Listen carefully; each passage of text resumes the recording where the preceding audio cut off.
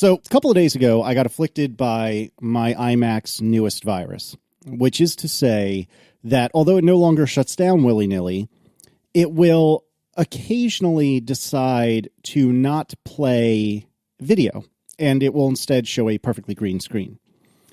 I've never understood why this is. I have never found anything I can kill or force quit or anything to kind of, get the engine sputtering again, if you will. No, wait, if you'll permit me for a second, is it only DRM like iTunes video, or is it any video? No, any video. Like stuff I've taken with my GoPro, for example. I wonder if it's like the MPEG decoder failing somehow. Because like if you're just seeing green, it's like this is like a placeholder that's put here, and like the GPU is told to render something here, right? And it's just not doing it. So like I would say you have a GPU issue in all likelihood, but possibly this might be software, maybe. It could be either or. I was also of the impression that it might be a GPU issue, and what'll eventually happen is I'll be the first one to get a Mac Pro of the three of us, and that'll really screw everything up. But anyway, so I had whined about this on Twitter, as one is oft to do, and somebody who I don't have in front of me said, "Hey, have you looked into audio plugins?"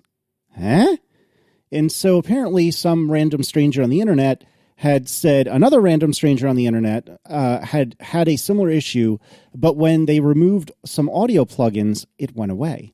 And so the only audio plugins I'm aware of that I had installed are Soundflower, which I was using to try to capture a live Mute Math concert that I couldn't figure out how to download using YouTube DL, which we'll talk about later, actually. Soundflower's a mess. Go ahead. It is a mess. It's an absolute mess.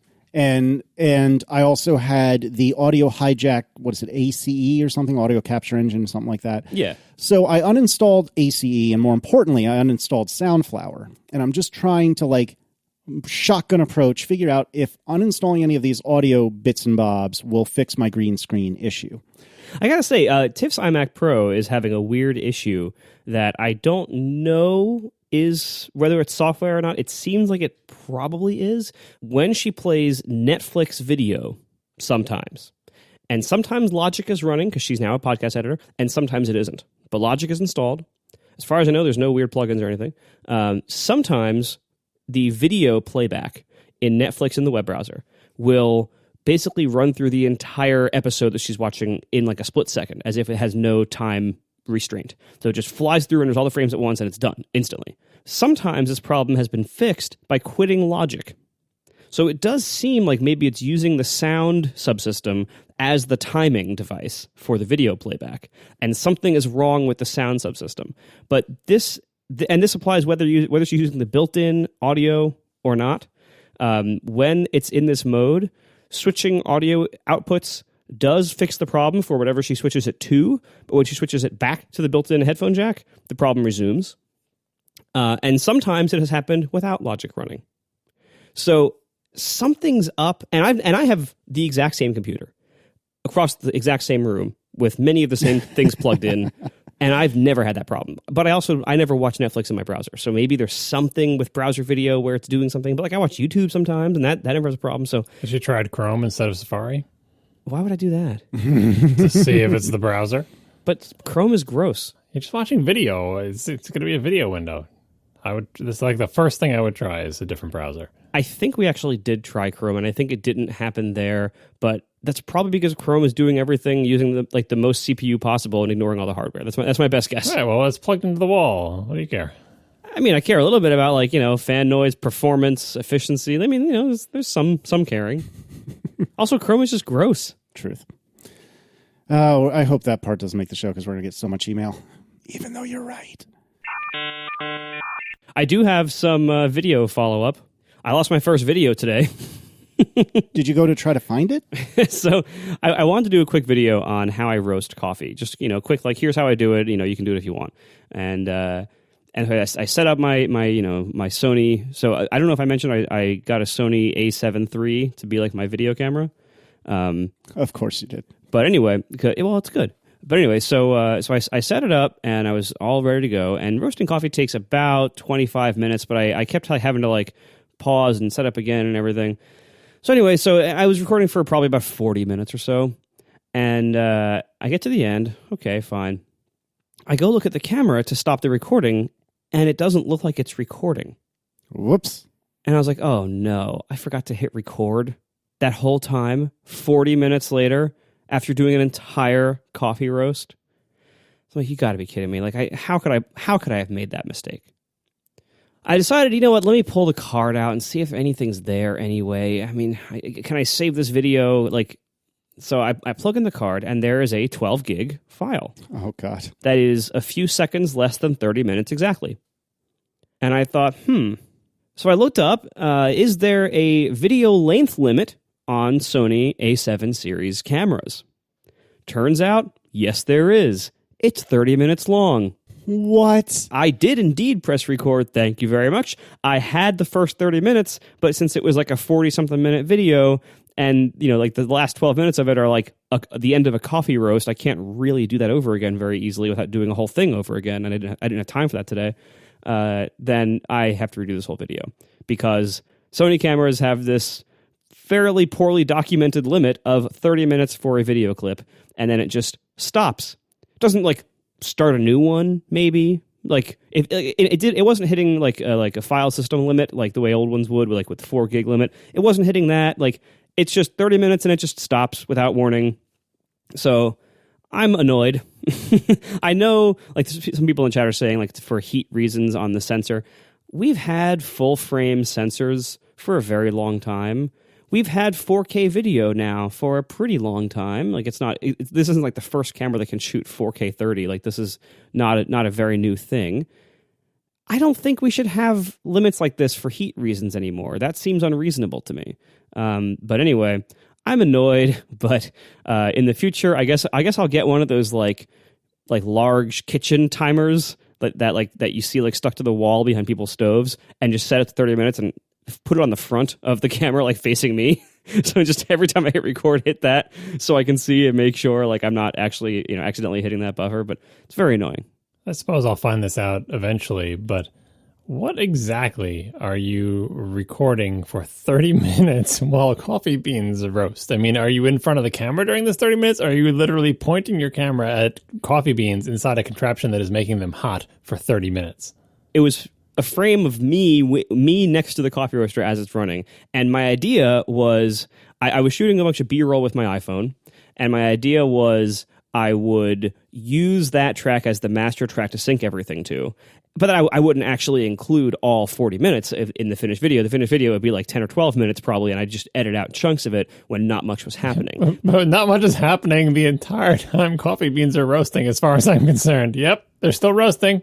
Let me check again. Roasting. I use the rest of the time to explain things like why I roast, why you might want to consider roasting, what's going on and what you need to consider, like stuff like that. Like I use the time wisely, thank you very much. But all right, I mean, I'm sure I'll see you in the edited video. I'm just thinking, roll that beautiful bean footage.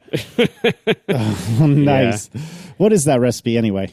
Does Duke still have it? Anyway, it's funny to me hearing you talk about your Sony cameras because having only held one of these beloved Sony cameras for like 5 minutes in my life, it seems to me like, and I can't think of an analogy that's just right for this, but it seems to me like the Sony cameras are wonderful as long as you can get past the asterisk, the double asterisk, the dagger, double dagger, and the 7 other things that make them freaking terrible. What are all the asterisks? Honestly, I have found very few things to complain about, and that's saying a lot. But this 30-minute limit just bit me in the butt today. But like, honestly, like of my time using Sony cameras, like there have been some that have flaws. Like the A7R II that I had was incredibly sluggish to render its files and to be able to preview what it shot. The RX1, the first generation RX1 that I had an absolutely terrible autofocus engine that was very, very slow because it was contrast only and everything. So, there were some issues here and there. But the modern ones, like the 3 generation, the A7 III and the A7R III, got rid of all the previous issues that the other ones had and pretty much brought no new ones as far as I'm aware. So they're just awesome. Wasn't one of them like you had 4 shots before the battery ran out or something like that? I mean, I'm obviously exaggerating. That was the A7R II and actually the RX1. Yeah, I forgot those had awful battery life, but the 3 series fixed that pretty well too. All right, so I guess my info's out of date. It's just, I feel like I've heard both you and to a lesser degree Steven say, "Oh, I love this camera so much," except this, that, and the other thing. But I must be making it up. Well, look, I mean, if you don't know the shortcomings of your camera, you're not using your camera enough. Like every camera has some kind of shortcoming or thing you wish was different.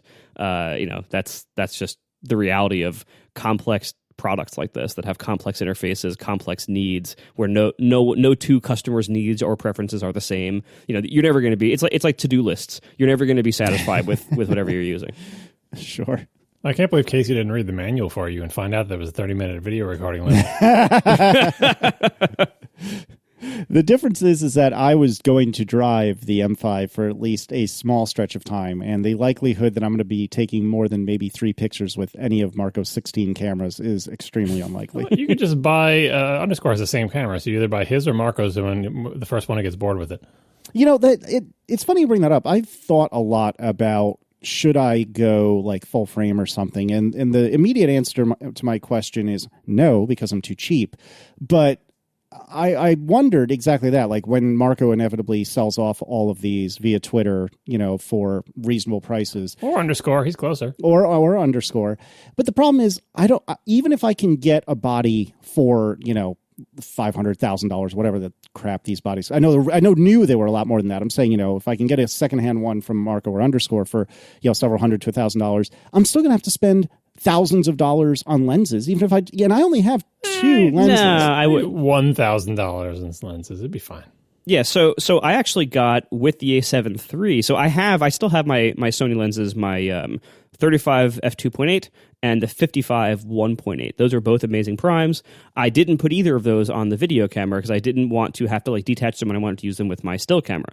So the video camera, they had a deal. It was something like $1,900 if it was body only, but it was like $2,150 or $2,200 if you got it with the kit zoom. And I was like, that's a pretty cheap price. And the kit zoom actually reviewed pretty well. It's not bad. Like, it's not, if it isn't going to be the sharpest lens in the world for like tack sharp photos, but for video, it's totally fine. And, so for what you'd be doing, which would be mostly video with it, the cheap kit zoom is fine. And I wouldn't say that, easily or lightly, but yeah, it's totally fine. Like, yeah, again, if you're shooting like, photos, I would suggest a better lens. Well, right. I wouldn't even say you need to spend thousands. Like, each of the primes I mentioned is, I think, a little bit under $1,000, and I wouldn't say you necessarily need both of them. Well, so for my Micro Four Thirds camera, I actually just upgraded the body, but I kept the same lenses, and I don't remember what they are, but I have a prime and a zoom. I can't remember the details off the top of my head, but each of them was like between $700 and $1,000. Yeah, it's about right for a good prime. Yeah, so I'm like $2,000 into lenses on this thing, and granted, I've had it for 4 years. Well, the Micro Four Thirds system I've had for 4 years now, so I shouldn't really complain about the money I've spent on these lenses. But if I were to go and get one of these Sonys, I presumably would want it to be my everything camera in the same way that the Olympus is my everything camera. So I would not only be using it for video, but also for stills of the family. And one of the places that the Olympus falls down, or at least the prior version, I haven't really tried the new version in this situation yet, but is low light. Low light on my Micro Four Thirds, it's okay, but it is by no means anywhere near the like synthetic light that the Sony just invents somehow by being full frame, I guess. And so one of the things I've been thinking about is if I were to really just go all in on a whole new camera setup, should I pull a Marco/Steven/Underscore and just follow in your footsteps? But I'm too darn cheap for the body to begin with. And even if I got the body, I don't want to spend another $2,000 on lenses when I have 2 perfectly good lenses that are for a completely different camera system already here. And I know that that's just the way this game is played, and I'll either need to get over it or not. But that's one of the things that's hanging me up. Hey, so I'd like to do a little bit more follow-up. I have a product review, mostly for Marco. I have tried your other most favorite product in the whole wide world. I'm trying to think of what that might be. AeroPress? No, not an AeroPress. Don't be ridiculous. Yeah, right. Let's not get too crazy. That's his other favorite product, though. That's probably accurate. It is not technology related, but an AeroPress is close-ish to what I'm thinking of. The Patagonia Micro Puff hoodie? No. I'm telling you, those things are amazing. It's a consumable as in not... I mean, eventually it will be consumed. Fair. By the earth. It is something that I put inside of my body. Huh. That's not coffee. No. Beamster cheese? That's real good. No, it is not something. One of those weird skunky beers Marco likes? No, it is not something I wanted to put in my body. It was because of necessity, my friends. Allergy shots? I don't know. Oh, Fisherman's Friend. Fisherman's Friend. Oh. I have finally tried Fisherman's Friend, and I would like to provide a review for you right now. I wouldn't say that's Marco's favorite thing. He turns to it in his time of need. I got some right here. I think if he wasn't congested, it's not like he'd be like, you know what, I want some Fisherman's Friend. Wait, are we doing some Foley work? I can do that too. Yeah.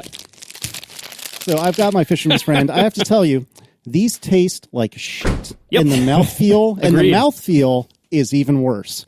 And part of know the about problem that. is I grew up on Luden's cough candy, which it tastes delicious, but does absolutely nothing to help a sore throat. But Declan has brought home something that has now infected the entire family. And I needed to do something to fix a sore throat. And I thought to myself, several months ago, you got Fisherman's Friend because not only did Marco insist that it's great, but my real life, well, not that you're my real life friend, but you know what I mean? My outside of podcasting friend, Steve, had recommended it as well. And so I thought, I should try Fisherman's Friend.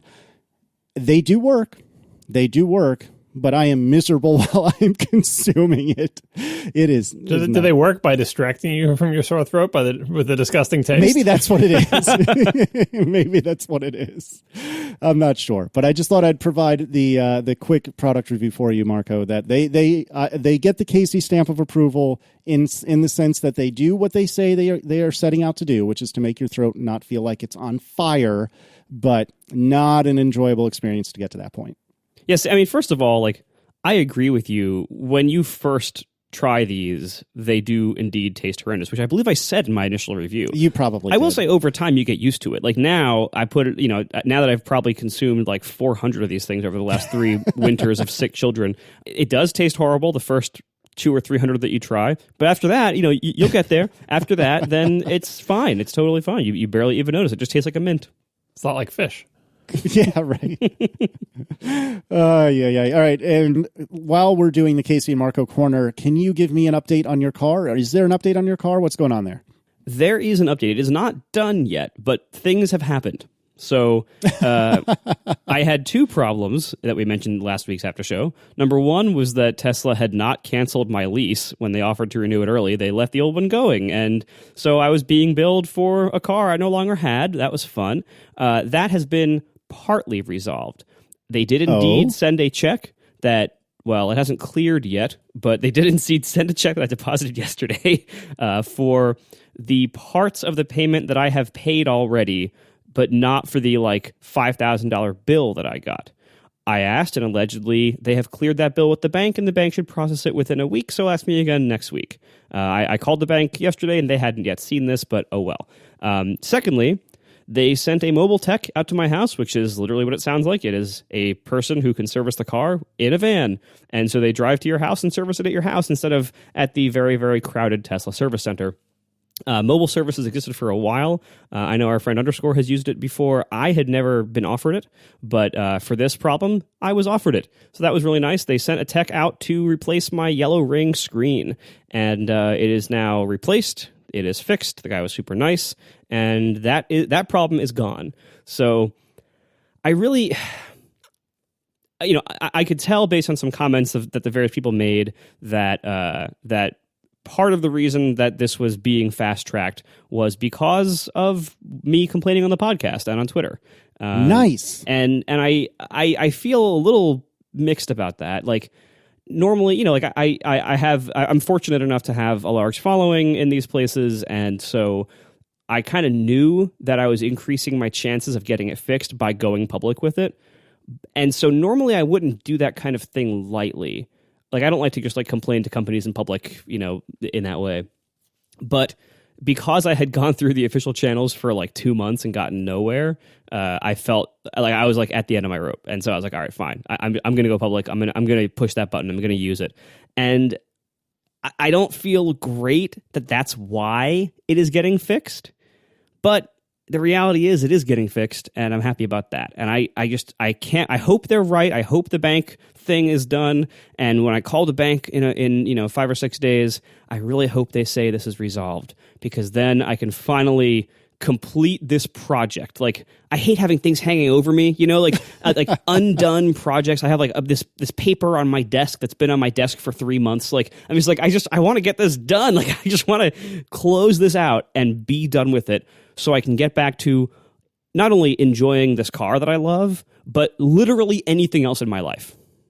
That is something else. I understand what you're saying about not wanting to go nuclear and, leverage both Twitter and the podcast, but I think you did right by them and gave them more than enough time to resolve these issues, as expediently as possible. And they did not take you up on any of your offers to do that. So I think it's a good sign that you feel guilty, but you should not feel guilty. Like, I think you're fine on this. I would feel even more. I would feel even angrier if this is the only way a problem got resolved, because it's almost like I would prefer it if the status quo of just like slowly over the course of 6 months to a year the problem was fixed, and I would complain that this company is terrible and has bad service. But it's almost worse to me than like, oh well, there's some bad PR. Oh, now we'll fix it, because that shows that they had the ability to fix it before but didn't care enough to. You know what I mean? It's like worse. Like, the whole time I'd be saying this. What about people who don't have podcasts? Like, this doesn't help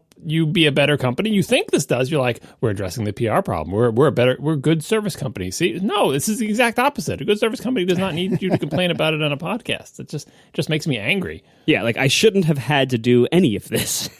And they shouldn't be able to quickly solve your problem because you're on a podcast, because it shows that the problem was just like, this could have happened at any point. Obviously, it's not, tremendous costs to them. It's just do it. Just do it when you were asked 2 months ago. Don't, how long can we let this go until we absolutely have to do it? Let's continue to do nothing and be incompetent. Let this go for a little bit longer. Ay. All right, and then we also have feedback, since we're in the Tesla section now. We had feedback from David Griffin about your mystery box in is it your frunk or your trunk? It's your frunk, right? It's in the trunk. It's like normally the trunk has like these two like kind of support beams that come straight back, and then on either side of them, like between them and the actual outer edge of the car on the left and right, there's like these little cubbies and that you can put stuff in. Well, on the new car, one of those cubbies, the right one, is just gone. It's replaced by this giant enclosure that seems to have no openings, and it's just space that is used by the car for car things. And I had speculated, I'd asked last time during that big Tesla rant, I'm like, hey, by the way, my new car has this thing, the old car didn't. I can't figure out what it is. I've searched the internet, no one seems to know. If anyone knows out there what this thing is taking up space in my trunk for, I'm just curious. Like, I really just want to know. Like, I have about 3 square feet less of trunk space. I just kind of want to know why. And so apparently it is a subwoofer or a bass box, whatever that means. Thanks to listener Dave Griffin, who has given us lots of good Tesla info over the years.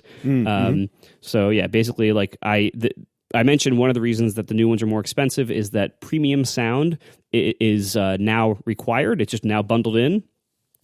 Before it was an option, and I didn't take the option before, which is weird for me, but I mostly listen to podcasts, and so I didn't think it was worth the couple $1,000 upgrade on the last car. But this car, you're forced to get it because they wanted to drive the prices up, kind of very Apple-like, and so apparently I'm forced to both pay more and have a little bit less trunk space with the new car. Neat. Still love the car, but if that was an option, I would have unchecked it. Yeah, that's fair. Speaking of frunks, we got a little bit of follow-up from i3 owners, and I'm sure Marco read through all of it about his potential purchase of an i3, but I read through most of it, and the one thing that struck me, the one tidbit that struck me, and I don't know if this is true because you just heard it from one person, is that this person mentioned offhand, by the way, the frunk on the i3 is not watertight.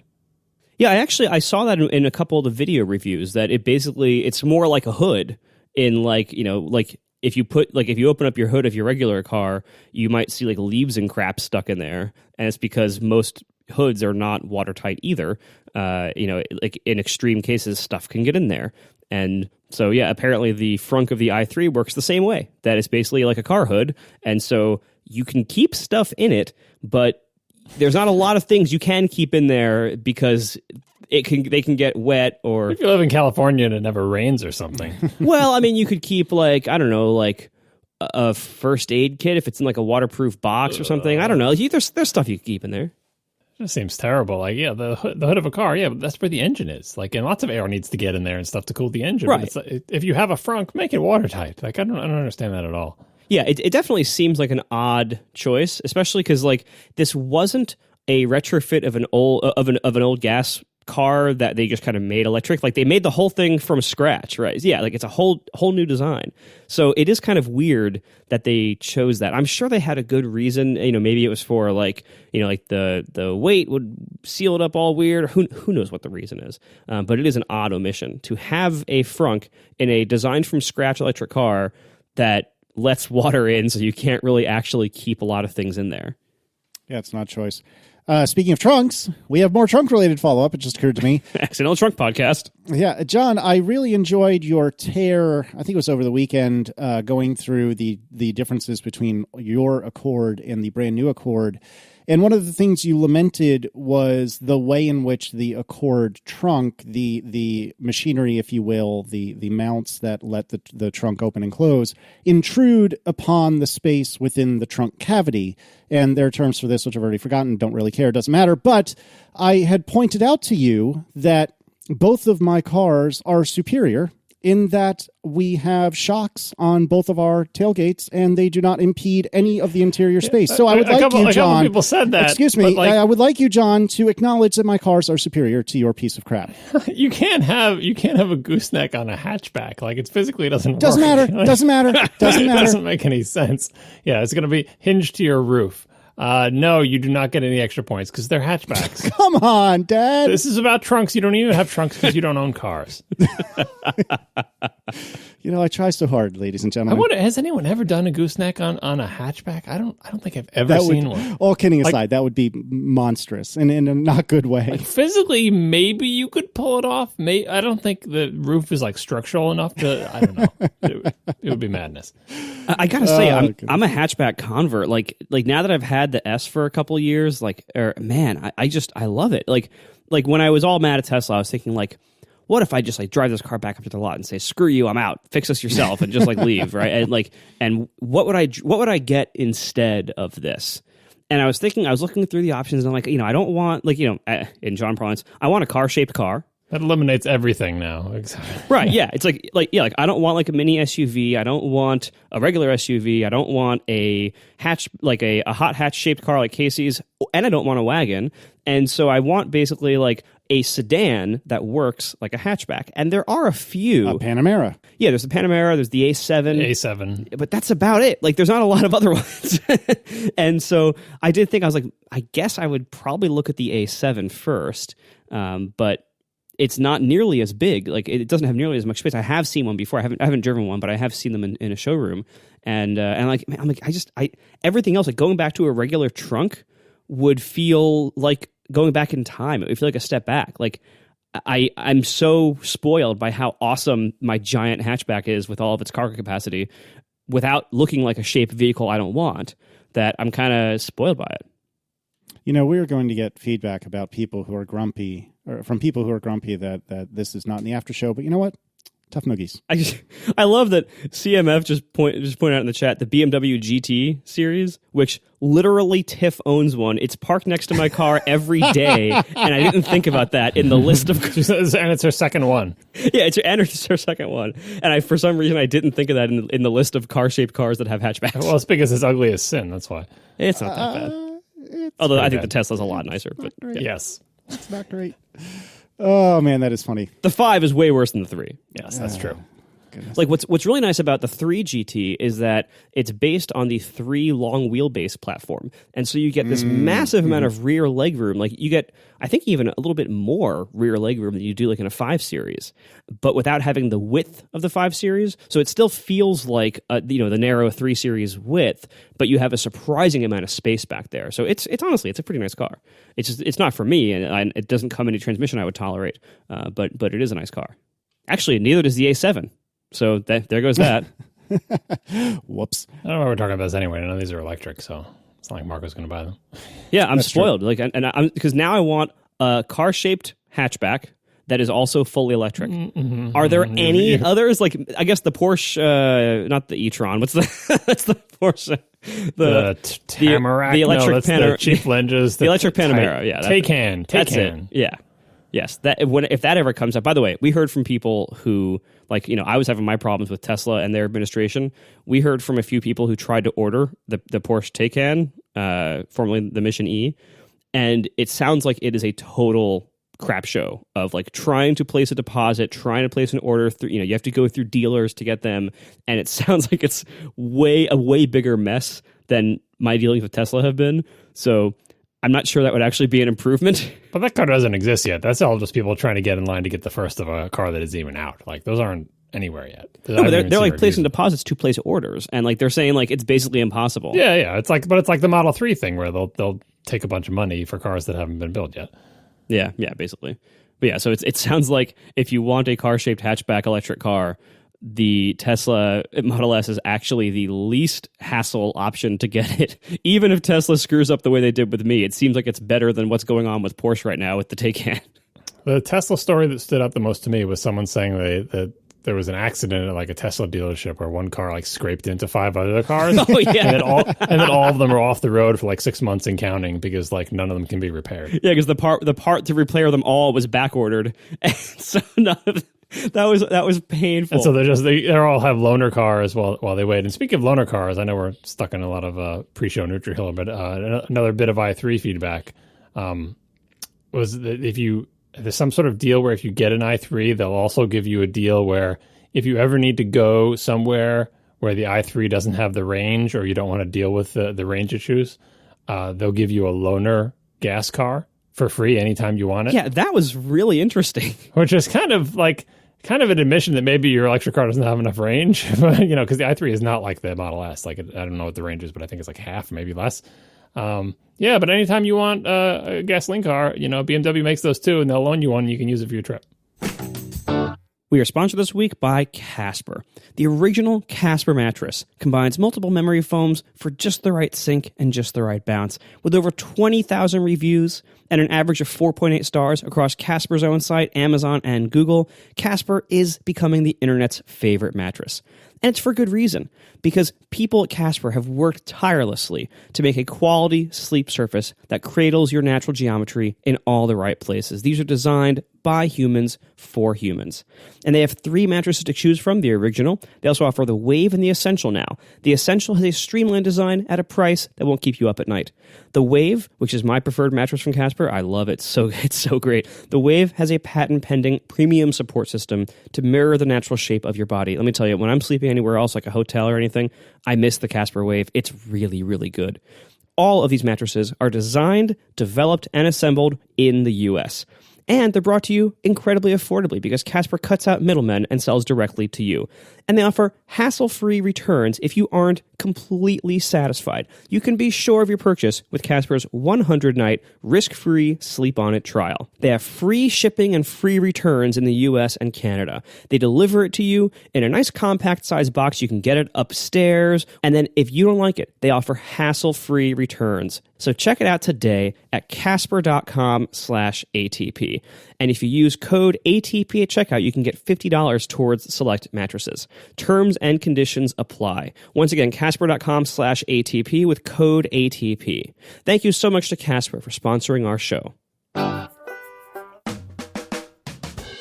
What can you tell me about multi-output MIDI devices? This was about Marco on the plane trying to watch a single laptop with 2 people with Bluetooth headphones. Couldn't get the Mac to output to Bluetooth to 2 different sources. And apparently, I haven't tried this, but many readers or listeners wanted to tell us.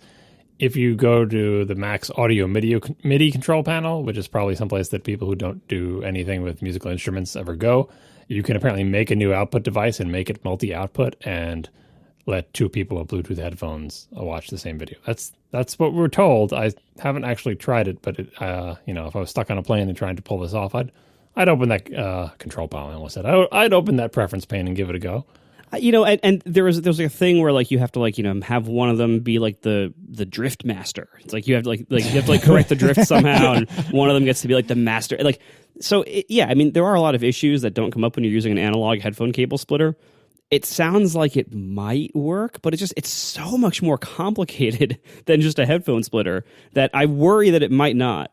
make the new audio device and then just select it as one of your output sources. The main thing I thought about when I read it was like, this is yet another place where the iOS devices have a long way to go to catch up with the Mac. Because it's like, with the Mac, no, it doesn't do everything, but the chances of you being able to find some kind of weird hacky solution are much greater. It's just like, if iOS doesn't support this, guess what? It doesn't support it. You can either jailbreak and hack something in, or you're out of luck. And in the Mac, there's a chance that there's some weird actual GUI buried somewhere that you haven't seen, or like a command line utility or something that will let you do this, kind of like the stuff with disk images and disk repair.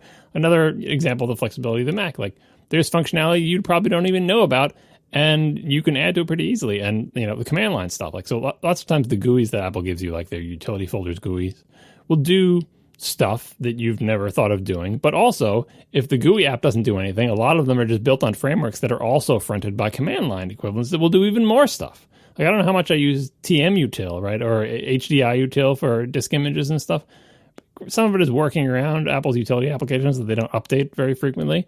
But the actual capability of the systems are much greater, and you have access to those capabilities if you know where to look and can take the time. Yeah, that's one thing. Like, as the iPad gains in popularity, and as we all try to use it for more things because the hardware is so cool, that is one thing I run into a lot of, like, there's this one behavior that I do on the Mac, or that I depend on, or this feature I want, or this functionality that I need, that on the Mac it relies on the existence of one of the Mac's many advanced features. Like, there's so much advanced functionality built into Mac OS of things you can tweak, things you can do, that on the iPad either are very cumbersome or very roundabout ways that you need to do them, or are just simply not possible. And I do find, like, I hit those a lot on iOS. Like, a simple thing, like, for instance, on the Mac, I remap a couple of keyboard shortcuts that are pretty common to be more comfortable keyboard commands for me to use with my actual hands. One of those is the screenshot, the Command-Shift-4. I put it on Command-Shift-1 because that's what I use the most, and it's just faster that way. The other one is I archive my mail messages using a different shortcut for archive than what this system one is. Again, just common action. I want it to be more easily done. And on iOS, you can't do that. Like, you have to just do whatever keyboard shortcuts there are, and there aren't enough. You can't remap them. You have to just take whatever they are. And there's everyone has a feature like this. Like, there's no services menu. There's no scriptability. There's no terminal to do a lot of terminal stuff. And, like, this is why, like, I don't think if you're like a real Mac power user, I don't see the iPad replacing the Mac for you. Whereas if you're just like a regular Mac user, like a more typical one, and you leave most things the defaults, and you don't really get into those areas of like, deep customization of the OS and its behavior, it's an easier transition for those people. But I'm unfortunately not one of those people. And so I think the iPad will remain for me a secondary platform that I do some stuff on, and I enjoy it, but I don't see it taking over, even if it adds things like Xcode and everything else. Like, there's so much amazing flexibility in Mac OS that I would simply miss too much.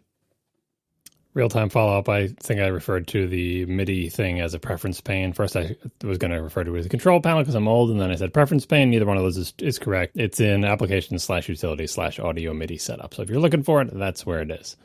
And then as for the keyboard shortcut that's not comfortable, Command-Shift-4, you change it to Command-Shift-1. When you said that, it made me remember and I hope I'm right about this, the origins of those. Why the hell is it Command-Shift-4, right? Well, it used to be Command-Shift-3, which still does screen, the screenshot. When they added the capabilities of being able to do the crosshairs and the space bar to capture the whole window, they said, well, Command-Shift-3 is already taken with the just take a screenshot of the screen, so let's do 4, which is the next one up. Why didn't they use 1 and 2, you may ask? 1 and 2, Command-Shift-1 ejects the first floppy disk. Command-Shift-2 ejects your second floppy disk. And they've never gone back and taken those commands, because what if I remember those were very important commands, and I always thought it was cool that, like, Command-Shift-1 would eject the floppy, but if you connected your $450 in 1980-something money external 800K floppy disk that you paid for half of as your combination Christmas and birthday present, it would eject the second floppy disk. That is fantastic. While we're going down this nostalgia trip, this episode is all over the place. Hearing the talk of Driftmaster reminded me of when I was young, we had I think I've told you this story once before, but it was years ago. We had a Thrustmaster joystick. I couldn't tell you what model it was. That was the best brand name of anything ever. Oh, so good. But my dad would buy like video game stuff periodically just for fun and then never ever use it, which was great for me, but I don't know what possessed him to do this. But anyway, I mean, that's literally like I buy a whole bunch of iOS games and never ever play them. Well, there you go. So in any case, he bought this Thrustmaster, and I remember it was during the time of the PS2 keyboard connection. So I don't know what that makes this, like mid-90s or something like that. But the Thrustmaster needed the old, like, humongous keyboard connection that were from, like, the original IBM PCs. Nice. You know what I'm talking about? Yeah, like the big DIN something. Yeah. So what happened was the Thrustmaster, you would plug the keyboard into the Thrustmaster joystick, then using a converter to go from PS2 to whatever the hell this other thing was called. Then you would plug the Thrustmaster in not only the special joystick port, which might have been on your sound card, actually, if memory serves, but nevertheless. Yes, it was. You would also plug it in to the keyboard on your computer, because the Thrustmaster had a little app or program that you could do, like have it do key combinations or mimic keyboard presses with all of these different buttons on the joystick. And the joystick had like 8,000 buttons on it. And so this never really seemed like that useful to me until I started playing Descent, which is one of the many games that John could never play because he had a Mac. And I played Descent. There was a Mac version. What are you talking about? I was hoping. I had a 50-50 shot. And I also played it on PC before there was a Mac version. But oh, man, that's disappointing. I was going out on a limb there, but that's right. So anyways, I would play Descent. And, when I gripped the joystick, like your thumb was on I don't know what the technical term for it is, but like a little four-way thing. So you could go up, down, left, right. And so I remember that I had the keyboard mapping so that when I pushed my little thumb thing forward, it would go, the ship would fly forward. When I pushed back, the ship would fly back. And I believe I used left and right for strafe. And oh my word, was that amazing with Descent. Well, I mean, Descent in general was amazing. And if you're not familiar with it, you should look up the Wikipedia article or whatever, because it was a truly phenomenal game. But using the Thrustmaster joystick with this ridiculous, not really daisy chained, but almost like daisy chained, that was Dongletown before Dongletown to some degree, because you needed to get all these little stupid converters. It was the predecessor to Dongletown. But so I guess that makes it Dongletown, England, and now we're in New Dongletown, America. I don't know, whatever. Anyway, the point is that it was this most ridiculous setup in the world with clearly mid-90s technology, and it was phenomenal. I kind of miss it. Descent was like an old school Q-op. You know that game? What? Q-op? No. QWOP. Am I getting the name right? Nope. Well, you might be getting the name right, but it means zero to me. The game where it's like there's a side view of a runner, and you use the keys on the keyboard QWOP to control the runner's leg joints, all independently of each other, and the goal is just to be able to run, right? So you have to carefully orchestrate the limbs, and basically the person just falls to the ground. Descent was true 6 degrees of freedom, that was the gimmick of the game. There's no up, no down, no left, no right. You're floating in free space, and so without a Thrustmaster setup, you had lots of keys on the keyboard to control all the different axes of rotation and thrust. And it was very difficult to get a handle on. You maybe used first-person shooters. Oh, I can do this great. I'm really good at Doom. But that constrained you to a plane, and then you would just, left and right and strafe. Well, imagine you had left, right, strafe, but in 2 more axes. It was really fun. Yeah, Doom was actually an interesting case of it. Doom was actually a 2D game. 2.5D, they call it. Yeah, it was, everything was rendered in 3D. It looked 3D, but the maps were 2D, the projectiles all moved only in 2D. Basically the Z axis, the up and down axis, was only visual. You could never be there was never a room above another room on the map. There was there were enemies that were above you, but you wouldn't aim up or down. You would just shoot straight ahead, and your thing would hit the ones that are up above you, and they were shooting down at you. It was a very, very clever use of not quite being ready for full 3D yet until Quake, I think. The Colony had shooting vertically. The Colony was also raycasting, but you did shoot with the mouse. This was when Macs had mice and PCs didn't. You did shoot with the mouse, and because you could shoot anywhere on the screen, you could actually aim above and below the dead center axis. But you've never heard of the Colony, but it was a good game. Well, it was a Mac game. And it was. It totally was. It might have been on Mars. There's an awesome video of the person who made the Colony, one person, because this is back when single people made games. A YouTube video of him going through the Colony and explaining what he was thinking when he made the game. It's, it's amazing. Normally you can't even find, like, has anyone even heard of this game? Can I even find a screenshot? You can go on YouTube and watch the creator of the game walk through the game with you.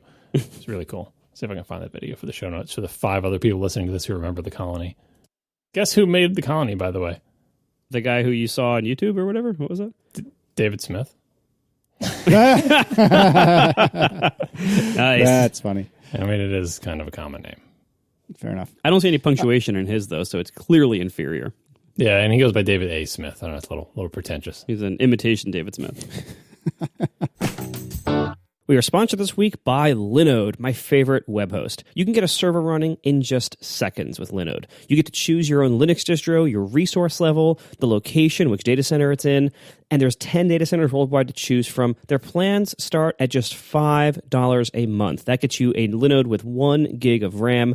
They have a lot of things above that if you have higher needs. They have high memory plans. They have a whole bunch of standard plans.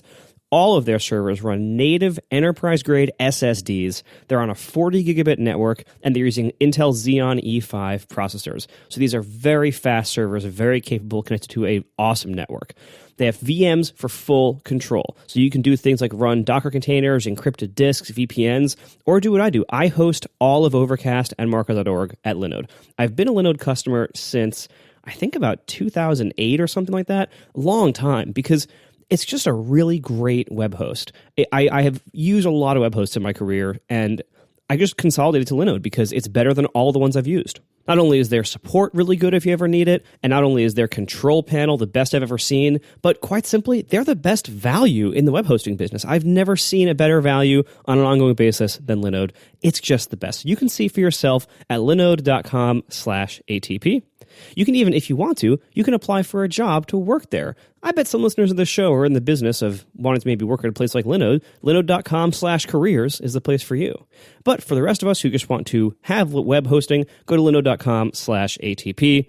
Once again, plans start at just $5 a month, and they have a 7-day money-back guarantee, so there's nothing to lose. By using promo code ATP2018, you can also get a $20 free credit. So that could actually be 4 months free on that $5 a month plan if you want. So once again, linode.com/ATP, promo code ATP2018 for a $20 credit. Thank you so much to Linode, my favorite web host by far, for sponsoring our show and for keeping all my servers running.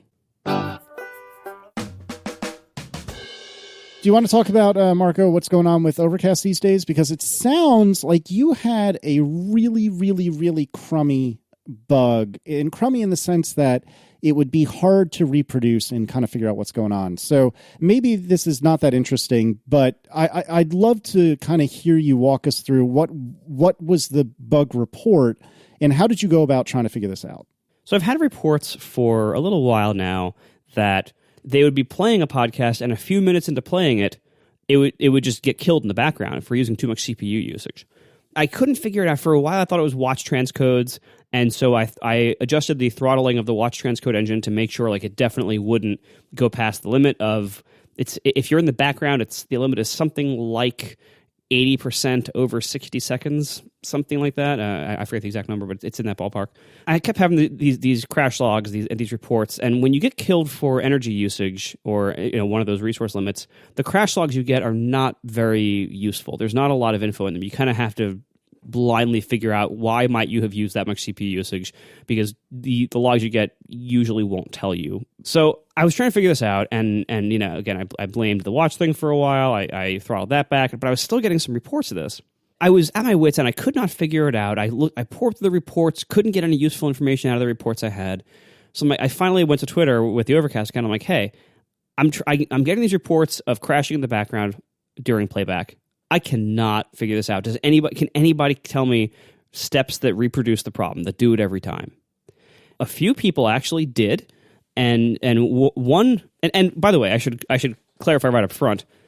I don't know if this is the only reason Overcast gets killed in the background for too much CPU usage, but one of the reasons it could do this, I have now identified and fixed, and it's in the test flight beta as of today.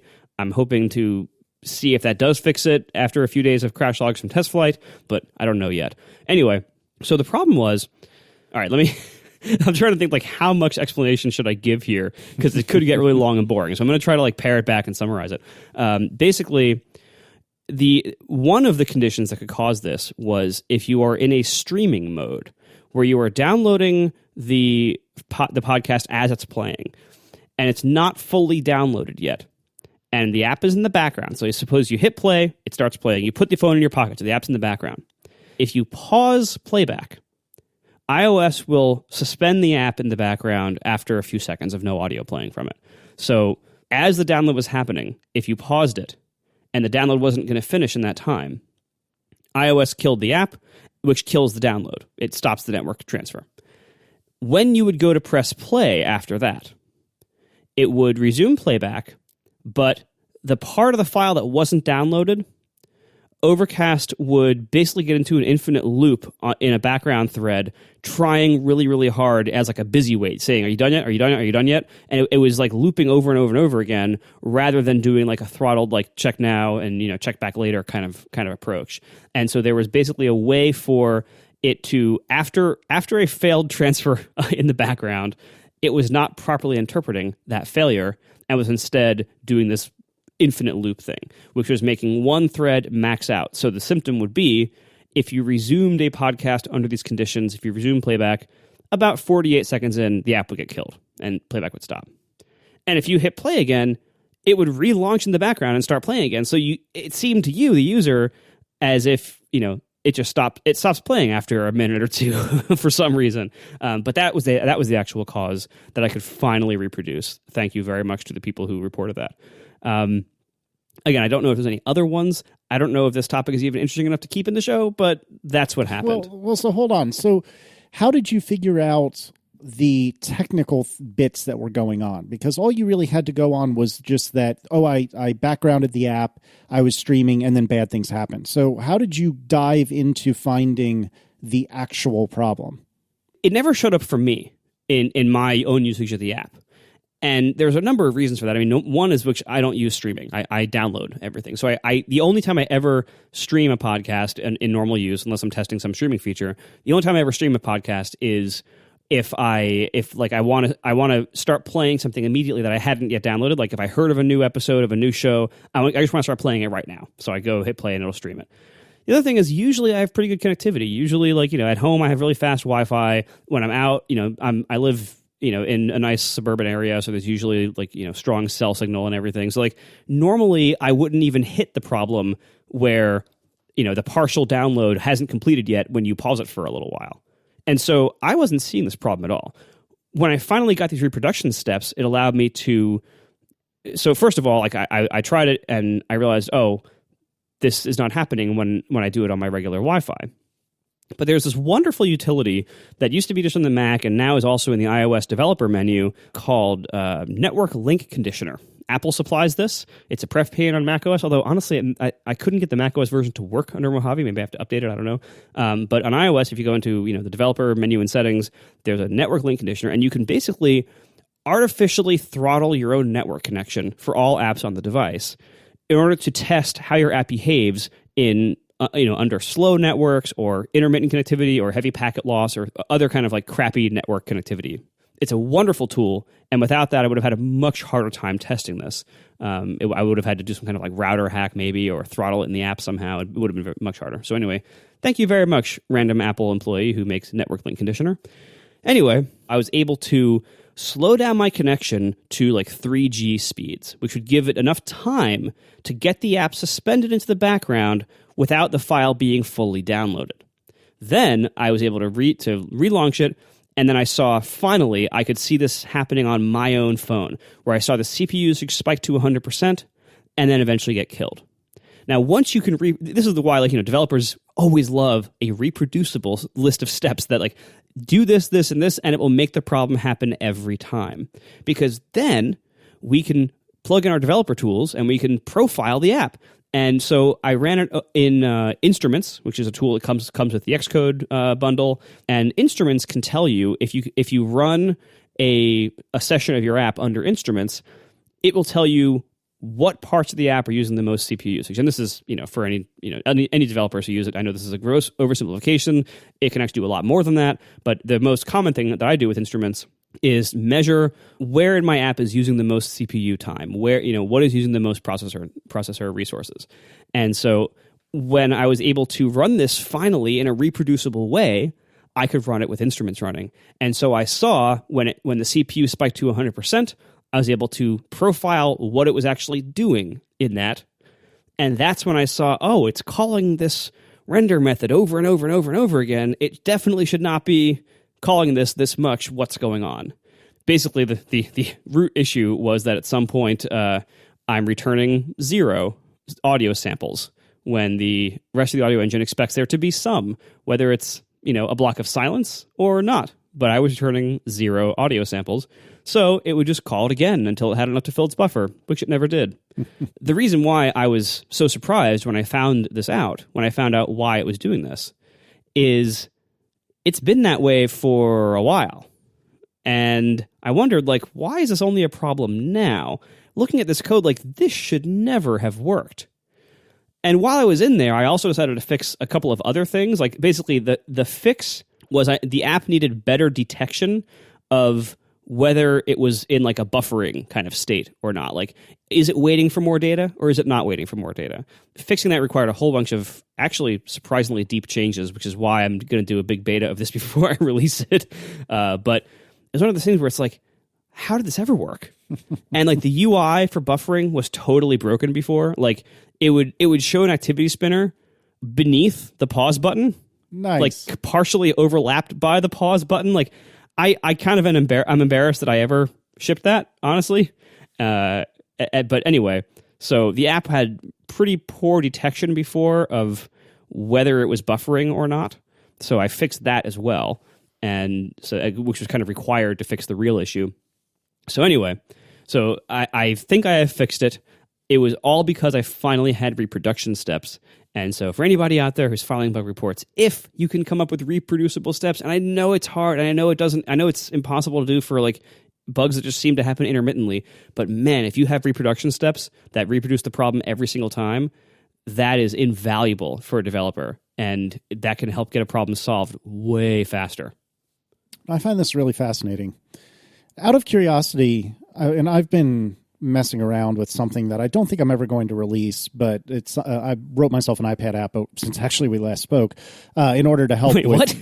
Back up. Well, so I when I do what I call the edit for Analog, which is not actually an edit at all, and it's what I used to do for ATP in the first couple of years of ATP, and then Marco kind of took over in a good way, and so I don't have to do it for ATP anymore. But for Analog, I stole the edit from you. I appreciate what you're saying, but I don't think that's the case at all. I think it was better for everyone this way, and you were able to dedicate the extra time to do it. But be all that aside, it's not you, it's me. So the flow with Analog is we record, and then I listen to the recorded version straight off the mics, and I say, at 15 seconds I coughed, at 5 minutes and 42 seconds, we cross-talked real bad, and so on and so forth. And I generate this list of edit points that Mike is the one who does the actual work. I used to do this by just having a text edit window open on my Mac and listening to the show. And, when I heard something, I would not have the window open because I'm usually multitasking. And so then I would have to find the space that has the player window and then back up a few seconds to get the correct timestamp and so on and so forth. And I thought to myself, there's got to be a better way to do this, and it would be kind of neat to be able to do this on the iPad. And so I built this little app that will let me ingest a file from, say, the Files app, which really means like Dropbox or iCloud Drive, load it up, and let me play it, and then I have a humongous, literally a quarter of the screen is a button that reads New Edit. And when I tap that button, it'll pause playback, take note of the timestamp, and throw up a little popover where I can say, I want there to be a chapter start here, or I want there to be a sponsor read here, or there is a sponsor read here, or I coughed, or whatever the case may be. I bring all this up to ask, I'm curious, Marco, what do you do? And I feel like I've asked this before, but I don't remember your answer. What do you do for bug tracking and issue management and stuff like that, because I have this right now in a private. I'm trying to be gentle, John. So the person who doesn't write any tests, what he uses for bug tracking. Okay. Well, I'm trying to be gentle here, and before you answer, Marco, the reason I ask is because I've been using GitHub Issues, which are not perfect, but it's just me, and it's not something that's actually that serious. But I find that I often have a thought of something I would like to do, but I'm not in a position to actually code it, even if it's something very quick. And so I'll make myself a little GitHub issue to just remind myself later on that I want to do that thing. And I haven't actually used this app for an analog edit because this is an off week, and I literally wrote the guts of it in about two consecutive mornings, and we won't record analog again until this upcoming week, and then we'll see if it works and what'll happen. But Marco, do you use any sort? I think you had said you use like some text file or Todoist or not Todoist, like Task Paper or something like that. What do you do to manage bugs and planning and that sort of thing? Yeah, for a while I used Task Paper as my like master to-do list for Overcast. When I had my to-do list renaissance about a year ago, and I switched to Things for like all my management on all devices. Now I just have a Things project that is Overcast, okay. And under it I have like all these headings for different version milestones I want to do. I know I'm not using it right, but I don't care. Yeah, whatever. I have a list in there of like bugs to fix for the next version, and whenever something comes up, I put it in there and then I try to fix it. Gotcha. So you wrote an iPad app, and the app you wrote isn't a thin wrapper around YouTube DL with shortcut support or something. No, so no. Say, hey, Dingus, download this video. No, and actually I should bring up, this actually probably should have been follow-up, but a lot of people wrote in and said in various degrees of politeness, why don't you use shortcuts to do this? And it's a fair question, and there are two answers, neither of which will be satisfying to the people who have suggested this. Number one, it is not only YouTube that I do this sort of thing for. As an example, if you have a particular show on terrestrial television that you enjoy and you would like to persist a copy of them for the future, you can very easily use YouTube Download to grab like an NBC show or CBS or whatever the case may be. As another example, we like to play a lot of holiday specials, holiday like music specials on endless repeat throughout the List household for the month of December, which is why nobody ever visits us in the month of December. But anyway, as an example, just a night or two ago, Pentatonics, who is an a cappella group, did an extremely cheesy yet delightful Christmas special that was aired on NBC, and I wanted to keep it so I could watch it in the future. And so I YouTube DL'd it, and it worked no problem. And maybe shortcuts would work with these sorts of things too. I'm not sure. And given what shortcuts is capable of, I'm sure there is a way that it could be done. But I use YouTube DL for a lot more than just YouTube. And additionally, the real honest answer to the question of why not use shortcuts or SSH or something like that, or torrent them. Why torrent them when I can go to the actual source? But anyways, why not just like do anything else other than this ridiculous ISH thing? Is because I'm used to doing this on the command line. It's just momentum, man. I'm used to doing this on the command line. I know YouTube DL and FFmpeg alarmingly well now, which is not something I probably should be proud of. But it's just what I'm used to, and it's what I'm quickest with. And I like when I can use the tools I'm used to because I'm quick with them. And so that's why. One of the reasons why, going back to my iPad, advanced options from the Mac thing earlier, one of the reasons why I find it difficult to become an iOS power user with shortcuts and formulate workflow is like the things you can do with it. Really, like this, it's this whole layer of power and advanced features and automation that you can achieve. Well, we've had that for a while on other platforms, and for many of us, a lot of people going back decades, it's the terminal. It's, a shell like Bash, and it's, shell scripting and tools like this, command line tools. And one of the great things about learning the terminal is that once you know one of the common things like Bash and basic command line usage, first of all, you can use it on a whole bunch of different platforms. Mac OS, even Windows now with the WSL thing. You can use it on Linux servers. And it doesn't really change that much over time. Like you can learn a lot of these skills once, and then you can use those skills for like literally decades, like 20, 30 years easily. And a lot of the stuff doesn't change. Or at least like the foundation you built 30 years ago can still be used today. honestly, like I think workflow and shortcuts, I think these actually are very much like the command line in the sense that they enable advanced users to learn some more complex things if they're willing to learn in order to get a lot of power, in order to get new things done, get things done faster, have more customized behavior, more advanced behavior. The difference, though, is that like shortcuts is not the command line. It's totally different. And that's fine. I would say shortcuts is not that much easier to use than learning the command line is, in the sense that like you still need to learn how it works, what it expects, what it does and doesn't do. You still need to learn like its limitations, how it expects you to talk to it and use it. And you still need to learn the library of things it can do. So like there's a learning curve to both things. And the reason why people like me and Casey want so badly a terminal on the iPad is because we've already done that learning curve like 20 years ago or whatever. And we just want to be able to use it now because we can use it everywhere else. Like that's why it's so awesome that the Mac is under the hood, like this Unix subsystem. That's why Microsoft was so pressured to create the Windows subsystem for Linux thing. Like, because once you're in that system, it's great because you can have like this long running expertise in this different language of how you can make your computer do amazing things, and you know the syntax and you know the tools that you have at your disposal, and you can use the same knowledge and expertise and tools even on all the different platforms you use, and that's really awesome. So as awesome as shortcuts is for the people who use it, that doesn't apply to shortcuts. You can't use shortcuts anywhere except iOS.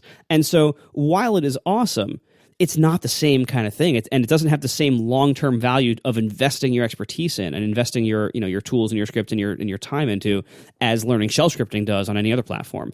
And so I kind of wish there was something like some kind of power user layer like this, whether it's something like shortcuts or something like a terminal, that you can use on all of your devices. And right now there isn't. And if you could get a terminal on the iPad that was pretty good, you would have that if you were a terminal person. And so that's why we want this.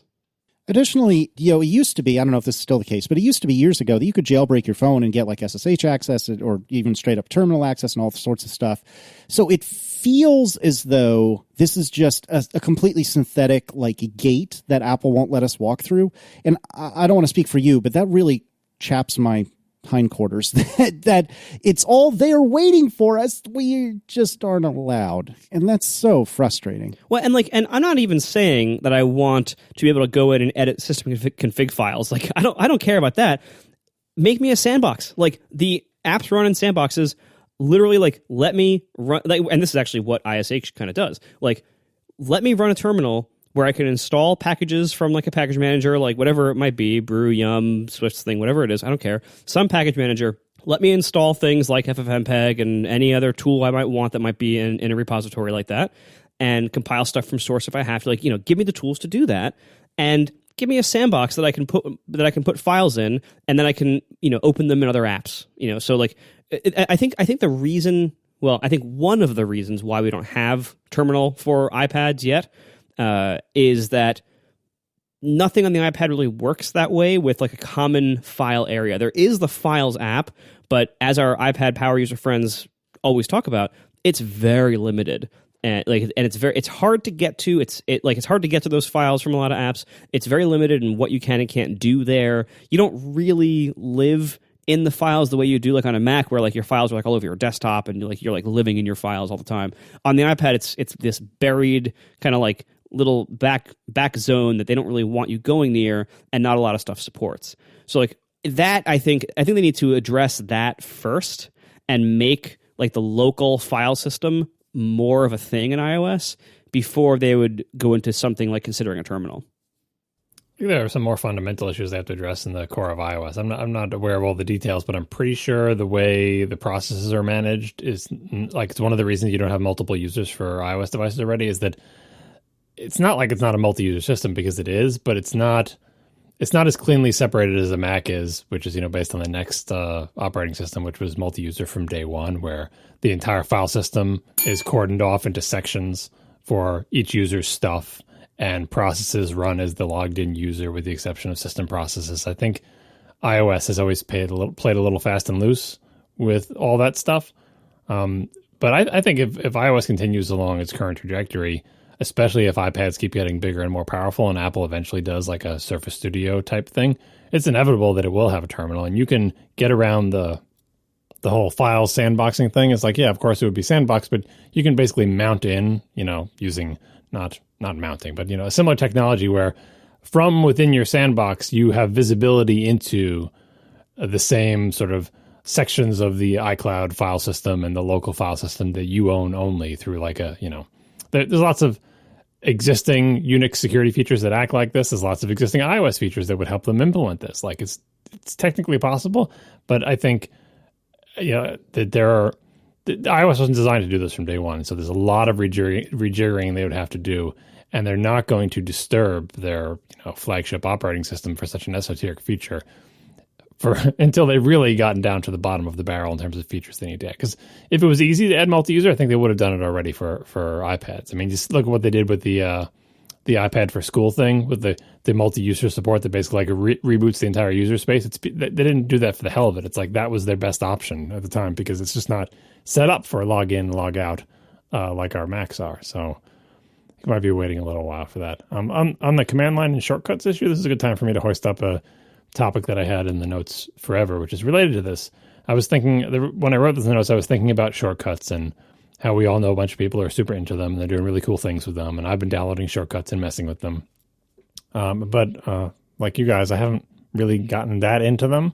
And I know why I haven't gotten that into them, because I feel like I've, been down this road before with these types of things. Like and it doesn't mean that they're bad. I think they're great. And I think the people who are using them are excited to use them. But if you are a programmer, it's far, far less appealing. And in fact, it's kind of a turnoff to be asked to essentially write a little program with a bunch of GUI bubbles in a big, long linear list from top to bottom with a limited level of indenting, with no functions or libraries, with no debugger. I mean, it's like, yeah, I could do it, but why would I put myself through that? So Margaret, when you're describing like the things you can do with the terminal, one of the most important things you can do with the terminal is write programs. And most of the programs that you can write in the terminal are in some kind of language that has a debugger and like just the basics of programming, right? So if you're a programmer, none of that scares you. You want to program. And that's what I was thinking about shortcuts, is like the different levels of essentially programming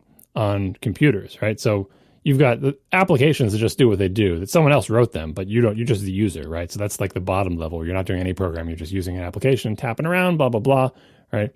You've got something like shortcuts where now you have a series of things that it can do, and you've got conditionals and you've got loops, and it's like go crazy, but you're not actually writing any code.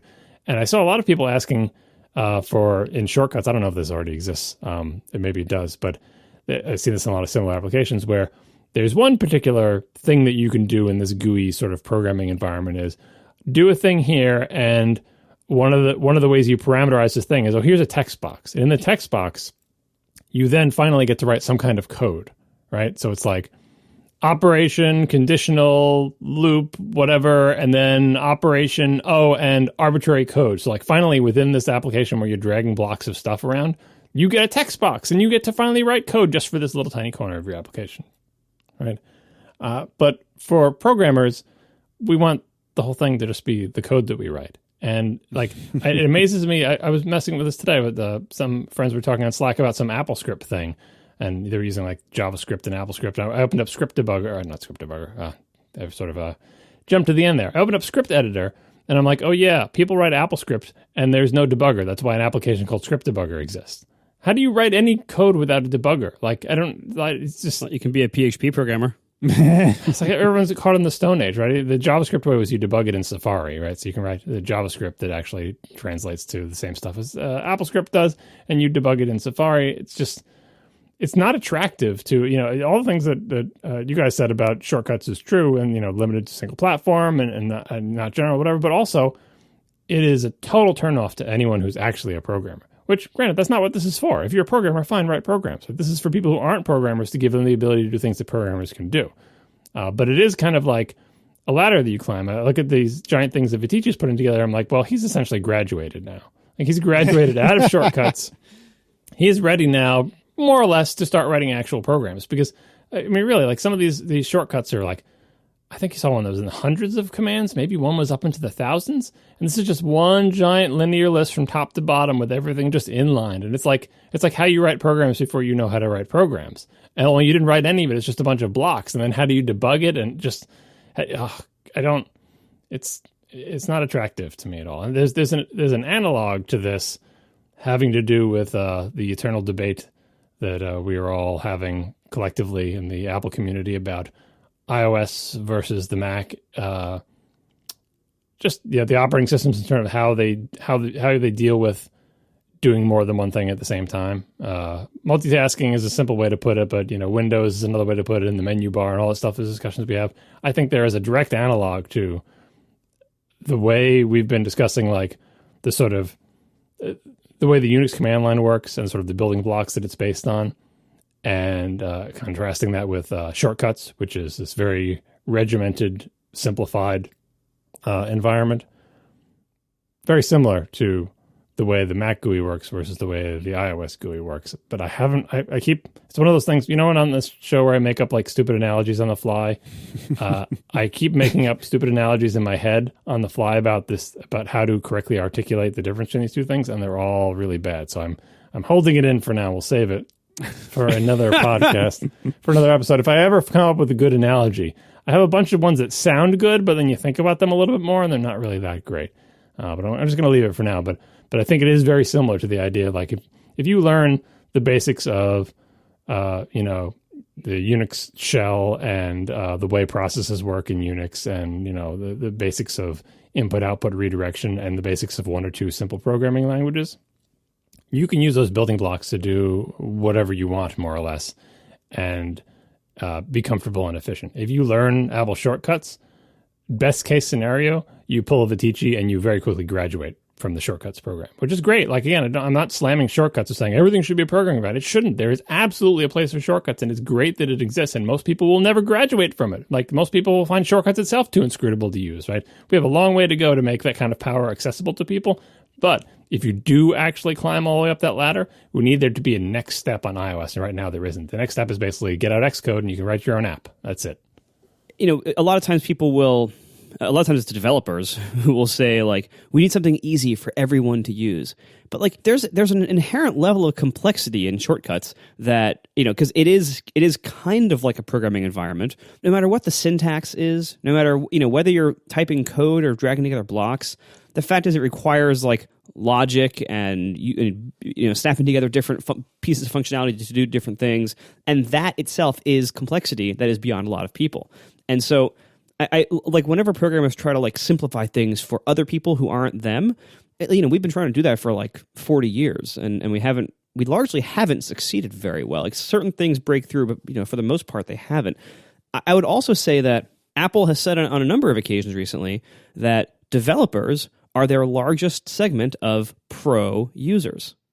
So when you're pushing the iPad into pro territory, marketing wise and hardware wise, it does make sense to have it be a little bit more suitable for developers to use and to consider features that maybe only developers would ever use. But that's not a bad thing.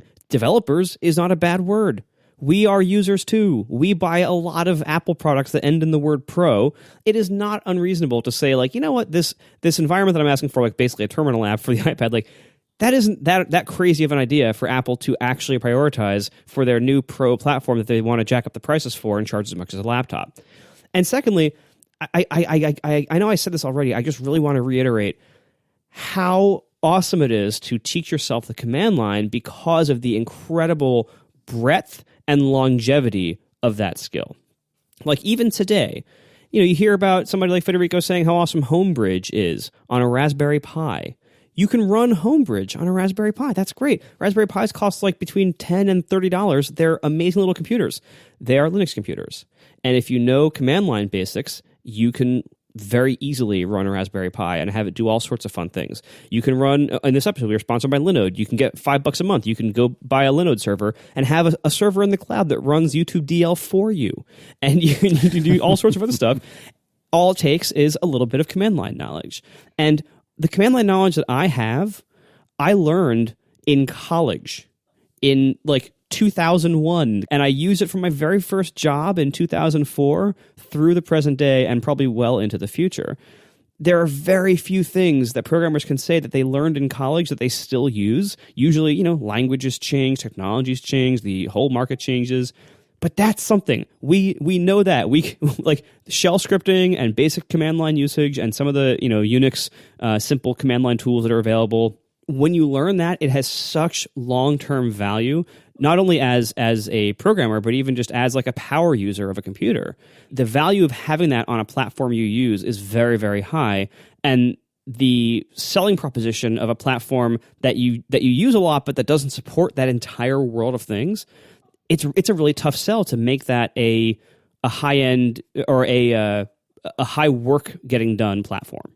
I think it's worth noting, though, that we are three old dudes who are lamenting the fact that our old technologies aren't available to us on this unbelievably cool new platform. And I stand by everything I've said, don't get me wrong. But it is a bunch of old dudes whining about old stuff not being there. No, it's not about old thing, because like everything old is new again. Like the shortcuts thing is not old. Like I did HyperTalk and HyperCard, and I've done FileMaker databases, and I've done all sorts of GUI type environments of sort of simplifying programming. And like there's, like I said, there's definitely a place for them, and in fact there should be more and even easier solutions, because even shortcuts, I think, as Marco pointed out, is too complicated for most people. But none of those things. Like at a certain point, those things are harder than actually writing a program. Like I would much rather debug, a page or two of actual code than a 2,000 instruction shortcut, because a page or two of regular code, I would get to use a code editor and an actual debugger, and it would make sense, and I would be able to understand what the language can do, and also, it would be documented. Like shortcuts is an application that you can use, and it's like a little game you can play inside shortcuts and can do amazing stuff. But at a certain point, it's harder to hold a 2,000 quote unquote instruction shortcut in your mind and reason about it and debug it and work on it and repeatedly run it and test it. And just, it's harder to do that than to write an actual program. And that's true whether it's new or old. That's true whether you're trying to write a game in HyperTalk or whether you're trying to make an Excel spreadsheet, play Tetris. Like lots of things are possible. And you're like, wow, the Excel spreadsheet can play Tetris. That's amazing. But if you want to write Tetris, don't use Excel, right? So some of these things I see that the shortcuts are doing, it's not because we're old and it's not because we like Unix or whatever. They're just, their utility is in their ease of use and the ability to do simple things fairly easily, but hard things are barely possible. And if you are super into it, you will quickly reach the limit of where you should not be using shortcuts anymore. And there is a huge chasm between shortcuts and Xcode. And so that's the place where the command line might come in, where you're not ready to dive in and write an app in Xcode, but maybe you're ready to learn some basic command line stuff, download some open source packages in a safe sandbox type environment, and say, run YouTube DL to download something. And you can have a programming environment there. You can run things like PHP and Python and Ruby, and like you can have all that running locally. Yeah, that's a good place to learn. They have that now with the Xcode playgrounds and stuff like that. But yeah, they could. Playgrounds is actually getting close to that type of environment, but it's not. It's still, you're still kind of contained in the walls in the application. In this topic, I just hoisted up at the top of the show notes. I had a bunch of other stuff in there with like apps versus apps that have loadable bundles versus code as data, which is the part where like, well, you're not writing code, but at some point this application will present you with a text box and you can paste code into that text box. So it's like a little escape hatch from the thing you're doing, and then shortcuts. And then writing actual code. So yeah, if you have, obviously if you have a Unix environment, you could run Node right in there and just be off to the races and start, running and debugging stuff. But there are quote unquote IDEs, command line IDEs, and command line debuggers. Like I'm very comfortable using those things, and that's more of an old man thing. But stuff like shortcuts, that type of GUI programming environment, it has its limits, regardless of when it, whether it's new technology, old technology. It's not because we're old, man. It's because A, it's because we're programmers, and B, it's because there is that huge gap between a GUI thing where you can make programs and programming in Xcode. And, I don't think it's up to Apple to bridge that gap. That was the old 70s view of technology. Eventually, everyone who uses a computer will be a programmer. That's not true. Like, everyone who drives a car won't be a mechanic. Everyone who uses a computer won't be a programmer. That will never happen. That was a wrong-headed way to think about things. The reason I think people thought that in the 70s is because the people saying that were programmers, and they realized the incredible power of being a programmer. It's like, if you're a programmer and you have easy access to a computer, essentially, a computer of your very own in your own house, you can do amazing things. And they're like, wouldn't it be great if everybody had this power? Yeah, it would, but they're not going to. Like, it's not a thing that everyone will do. Like, it would be great if everyone had the ability to fashion their own furniture out of wood, but they don't, and they won't, and it will never, ever happen as cool as you might think it would be. So that dream has definitely died. But what we're talking about is, I can think of a thing that my device can do. I just need to, it's capable of doing it. I want it to do it like all at once. Like, I want to give it a series of instructions and maybe with some conditions.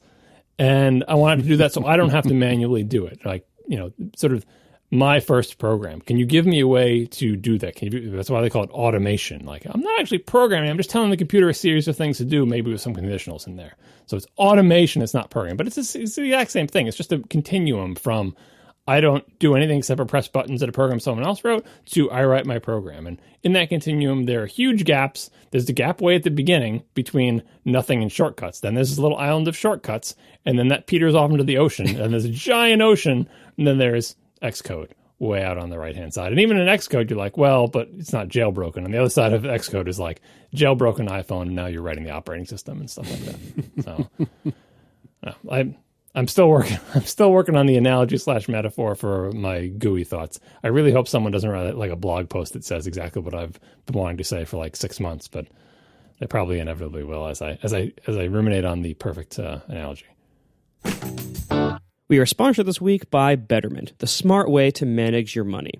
Betterment gives you technology designed to help you make more from your investments. They do this by combining cutting-edge technology and human expertise. Really, it's the investing tool for those who refuse to settle for average investing.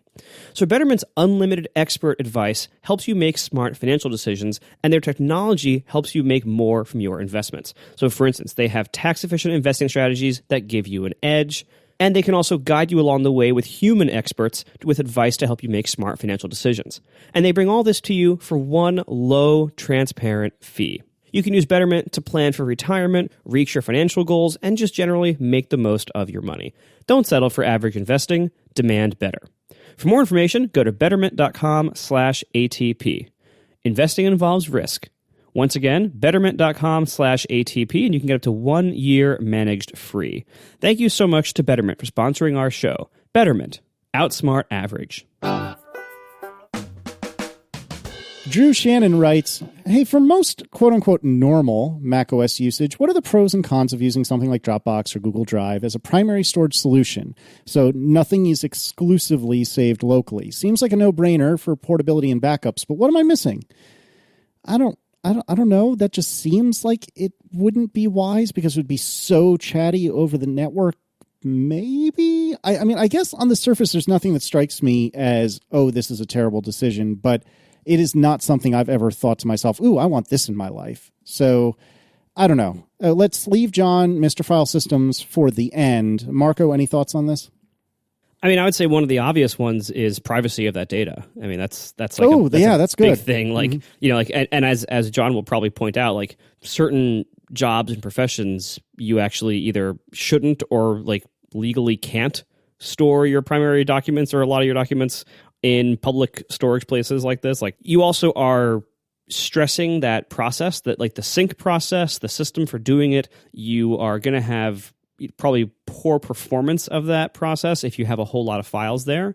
And then finally, you're basically having a giant single point of failure. Now, I don't think it matters that much in if you have other systems in place. So, for instance, Dropbox. Honestly, I don't know how Google Drive works. Dropbox is just a folder on your file system, and there's a background process that syncs to and from it, basically, into their cloud thing. And so, you can do things like run Time Machine or run internet backup like Backblaze or things like that that will include those files because they're just files sitting there on your disk. So you can have like different levels of backup, and you definitely should if that's like your primary storage. Because yes, Dropbox is wonderful, and yes, it has like version support, but what if it breaks? What if your account gets suspended? What if they have a problem? What if you go to restore a file and it just says, "Oh, sorry, server error, can't do it." It's always nice to have your own backups in some other form in addition to whatever they're doing. So I would say like it can be a single point of failure that you want to avoid, but it doesn't need to be. In addition to that, having your primary thing be something that is synced introduces the potential for sync bugs to wipe it out. So you could log in one day, and as soon as you connect to the Wi-Fi, Dropbox starts deleting all the files in your Dropbox because some sync problem has happened, or maybe your account was hacked, but chances are, I think a bug is more likely. Something has happened, and it's blowing away all your files. And you might notice, you might not notice in time. It might blow away some of your files, and then you don't notice until it is too late, and the things that were blown away are no longer in any of your backups or their version control system. So like it's kind of shaky in a few areas, but if it's like a secondary computer, like a laptop, then the calculus changes. Like if you have like a primary desktop or something at home, and you have like a MacBook One or something, and you're trying to like just have a few things on this and just have that thing be expendable, that's a different story. So it depends on how you're using it, but there are definitely some pitfalls that you might want to consider and try to avoid. John? I think you guys covered most of it. The philosophical problems with it is starting to think that because you use one of these cloud drive services that you don't need a backup, that this constitutes your backup. Well, Dropbox saves old versions, so even if I accidentally delete the file, I can get it back. None of these things are backup solutions. Don't trust them for that. The main difference between a backup solution, these things, like Marco pointed out, these things are not you do stuff in the local file system and it puts them into the cloud. It's it's bidirectional. It's sync, right? Which has bugs and problems, but the main difference between it and a cloud backup service is that a cloud backup service never deletes anything off your drive. It just takes things off your drive and puts them into the cloud.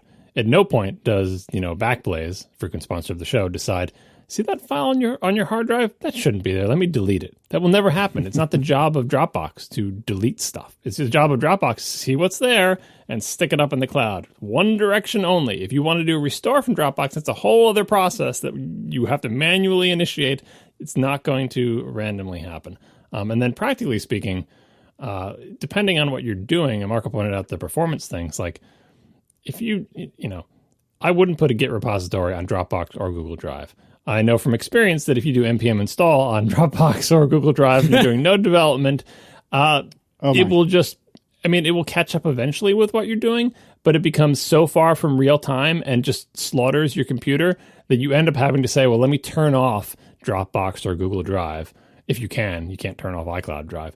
Let me turn it off, do my development, and then turn it back on later and let it sync. And at that point, you're now doing this manual system. You're going to forget to turn it back on, or you're going to accidentally delete something. You don't realize it was synced, and it's like you are eliminating the benefits. So you really, given the technological limitations, there is no sort of automatic, transparent, I do stuff locally, and then it just magically goes up to the cloud. The best we have is sort of an asynchronous way to make that happen eventually, and the safest way to do that is to just do your development locally. You can put some things in Dropbox or Google Drive, but have a backup system that takes your entire drive and puts it one direction from your Mac up into the cloud, and have that be your safety net. So we're stuck saying some files have to be local, some files can be in Google Drive or Dropbox, and you have to run a backup utility, and you have to be conscious of which things are in which locations. It's cruddy, but that's life. Justin Winchester writes, I have just over 5,000 movies and TV show episodes all stored on a Drobo. I run Plex on a 5K iMac. That sounds familiar. But I'm looking at getting a dedicated computer to just run my Plex server. I thought an old Mac Mini would be good for this, and I found several on Craigslist, but I've also found some 2010-era Mac Pros. Would it be beneficial to get a Pro over a Mini for basically the same price? And then there's some details that he provides about his Drobo, and then he continues, so should I even consider the older Macs? All my videos are MKV or M4V, so I don't believe the Mac has to do any transcoding, as I believe my devices can play those files natively. So what should I do? Well, I actually exchanged a couple emails with Justin, and I was not the one who put this on the show notes. I presume one of you has some thoughts on this. But what I had initially recommended was actually an NVIDIA Shield. And to be fair, I don't know very much about this at all. But a friend of the show, Bradley Chambers, has used these in the past and says that they're really, really good. And you can actually, to the best of my knowledge, check my math on this, you can actually run a Plex server on the NVIDIA Shield. And as far as I understand, Justin actually did some research on this, and according to him, it can only do like 2 or 3 simultaneous streams, either because of the constraints of the processor or because of, some sort of artificial limitation. Again, check my math on this.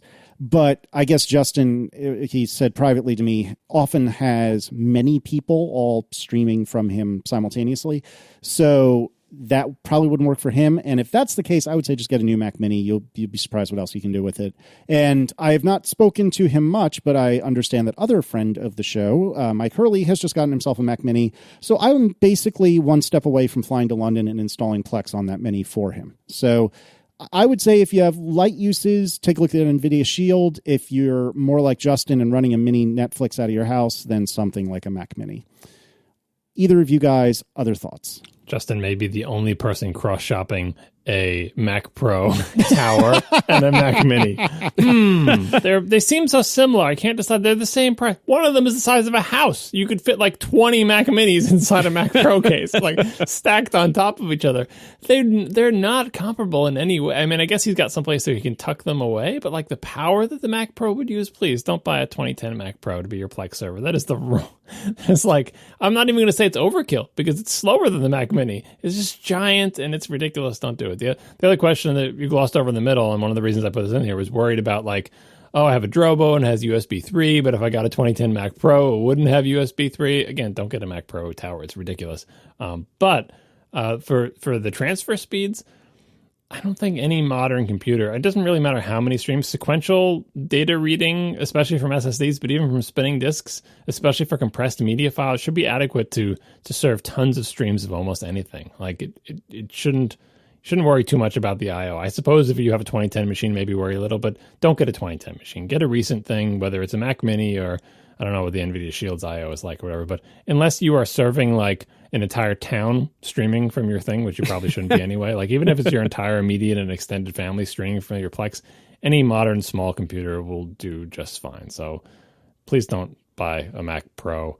The Shield thing, I don't know. I mean, you can check it out. It's cheap. It might be fun to get into, but a Mac Mini would totally crush this task and would be awesome. If I had $800 to spend on a Plex server and wanted to get a Mac, that's what I would get. Same. Marco, any other thoughts? Yeah, pretty much. Like, I was going to point out the power usage difference if John didn't. Like, if they're the same buy-in price now, but for a computer that you run 24/7, power consumption will actually probably add up to real money. And so the Mac Pro will definitely use more power. I would also, remind everybody, as you touched on, that, you'd be getting, USB 2.0 only. People don't realize how old the Tower Mac Pros are until you point out the fastest I/O they have is FireWire 800. My word. They are pre-USB 3 and pre-Thunderbolt. Thunderbolt 1. Like, they don't have Thunderbolt 1 or USB 3. I would also say that regarding the NVIDIA Shield, I know Federico Vitici, if we didn't make his head explode enough with all the iPad and shortcuts talk, I'm pretty sure he had an NVIDIA Shield. I know he had something like that. I think that was it, to do exactly this, to be a Plex server.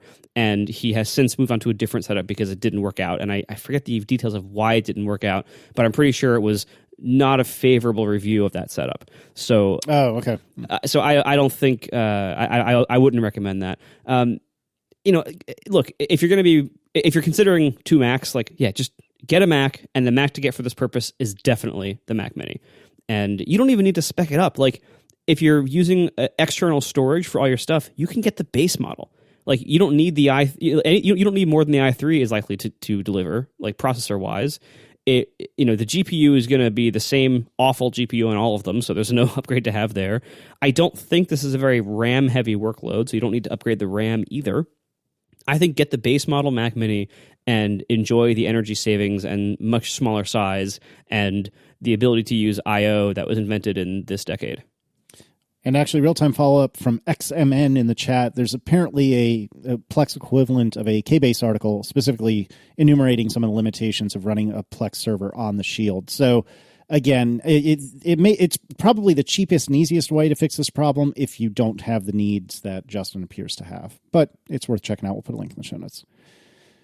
All right, and then finally, Eric Wagner writes, I was wondering if you guys ever had an issue balancing work and play. If so, what do you do to solve this issue? For example, I'm a computer science major and a lot of my work is done on the computer, but I also enjoy playing video games on said computer.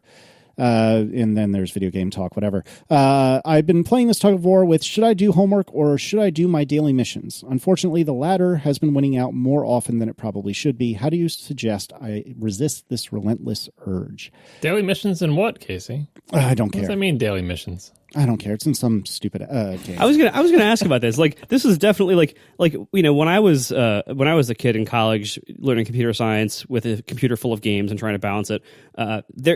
Games were so much less exploitive and addictive and constantly online. Like total annihilation. I don't know. Network play is the ultimate time sink. Yep, that was Counter-Strike for me. Yeah, I didn't have any daily missions. Yeah, it was TA, it was Counter-Strike, it was later Return to Castle Wolfenstein, stuff like that. But like, I never had that big of a problem, in part because my college had awful internet connectivity, and so the ping times were too high to play most of those games reasonably.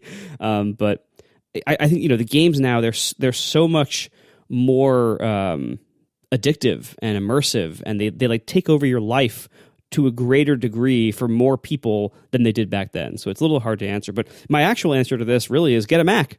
Because you won't be able to play any games. Gaming on a Mac is so painful and punitive, you won't want to do it. And you can still do all your computer science work on it. It's interesting answer. I did not expect, to be honest with you. I don't have good advice on this, and it's definitely do as I say, not as I do, because I was a terrible student in college, and it wasn't specifically because of video games, although it was part of it. We were also Marco and I were in school when EverQuest was a thing, and I remember there were literally many kids who dropped out of college because they spent so much time on EverQuest, which was one of the earlier massively multiplayer online games. I'm sure it wasn't the first, but it was one of the first ones that was popular enough that I had heard about it.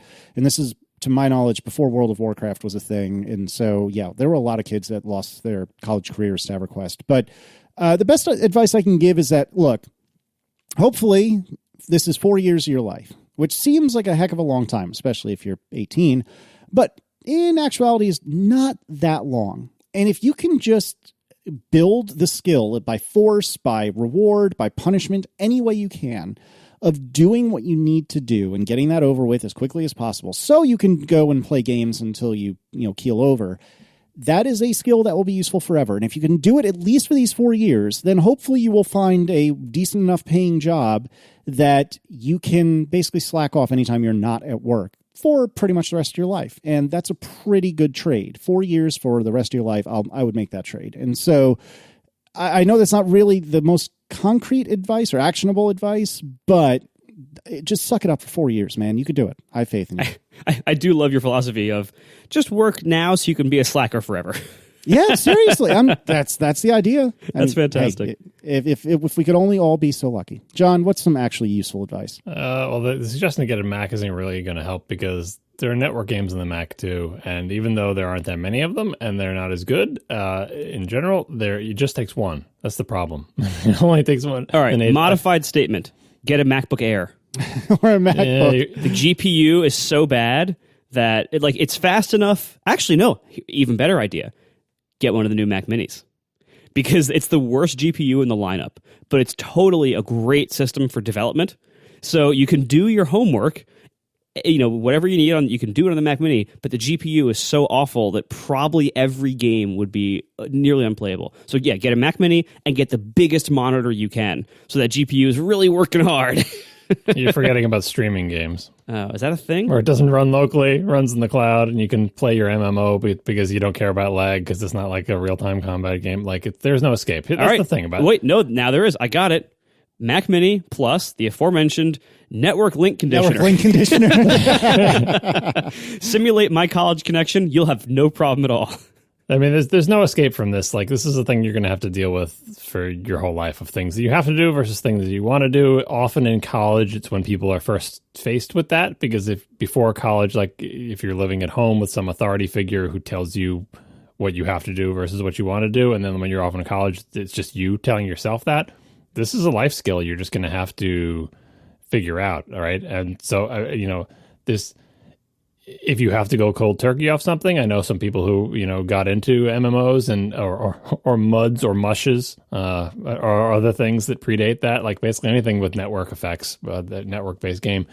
If you have to go cold turkey off it to get yourself to do what you have to do, then that's what you have to do. If you can learn to moderate it, fine, but it's not going to go away. Like your parents aren't going to come back and start running your life again. You're going to go off on your own. You're going to be facing the same problem. Do I, do what I have to do? Do I go shopping and do my laundry, or do I play video games? Like, it doesn't work out well if you can't get this balance. So take this time in college to figure out how to get that balance for yourself. Hopefully you don't have to go cold turkey on everything, but if that's what it takes, that's what it takes. Don't be one of those people Casey described that actually fails out of college before it, because it doesn't get easier after that. It's not like, well, my college experiment failed, but it's smooth sailing from here. Nope. You'll still have to get a job and support yourself and do your laundry and make yourself food and bathe and find some way to support yourself. Like, it doesn't go away. So I guess I don't have any great advice on how to do it, just that it's not a problem that's unique to college, and you better learn how to deal with it.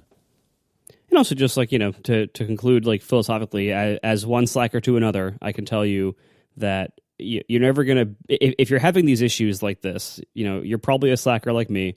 You're probably never going to have an amazing work ethic, but what you do need to learn, and college is pretty good for this, is learning how to tell what you do and don't have to really do.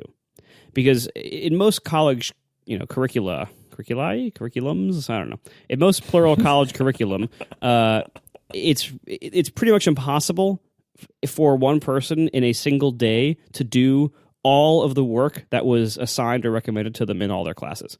So you kind of have to develop these skills for knowing how to tell what you don't have to do and prioritizing things. And as John was saying, like, figuring out how to balance things you want to do versus things you have to do. But learning how to tell what you don't have to do is possibly the most valuable skill you can possibly learn in your entire academic career. It's a skill that not everybody does learn. But it's, for everybody, not just slackers like us, but for everybody, that's a very, very important skill to learn. Because, again, there isn't enough time in the day to do everything, but you also can't do nothing and just play games all day. Like, you have to get somewhere in the middle there, and that is a skill that, as John has said much better than this, college is a pretty opportune time to learn that skill. And for Destiny, that's the game, by the way, obviously, that he was talking about Destiny specifically. As someone who can't play Destiny all the time because there's stuff I have to do, it is possible to play and enjoy Destiny at a slower pace. You can play one night a week and still make reasonable progress in the game. Bungie's done a pretty good job of making a game that you can play obsessively all day, every day if you're a professional, Twitch streamer, and you can also play once a week. And the once a week people will progress more slowly, but you can still play and enjoy the game at a reasonable pace. Usually by the time a season is over in Destiny, I have just hit the light level cap, and I've more or less done all the major things that were in that content. It's what everybody did who's a Twitch streamer the first week it came out. The first week the expansion came out. It takes me an entire season to do it, but I do get to all the content, so don't feel like you're going to miss it. So if you have to make a schedule, say, look, I get 4.5 hours to play Destiny on Saturday, and that's the only time I ever play Destiny. And you will not miss out on any content. You'll just progress more slowly. All right, thanks to our sponsors this week, Casper, Betterment, and Linode. And we will talk to you next week. Now the show is over. They didn't even mean to begin, 'cause it was accidental. Oh, it was accidental. John didn't do any research. Marco and Casey wouldn't let him, 'cause it was accidental. Oh, it was accidental. And you can find the show notes at atp.fm. And if you're into Twitter, you can follow them at CASEYLIS. U-S-S, so that's Casey List, M-A-R-C-O-A-R-M-E-N-T, Marco Arment, S-I-R-A-C, USA, Syracuse, it's accidental. They didn't mean to, accidental. Tech podcast, so long.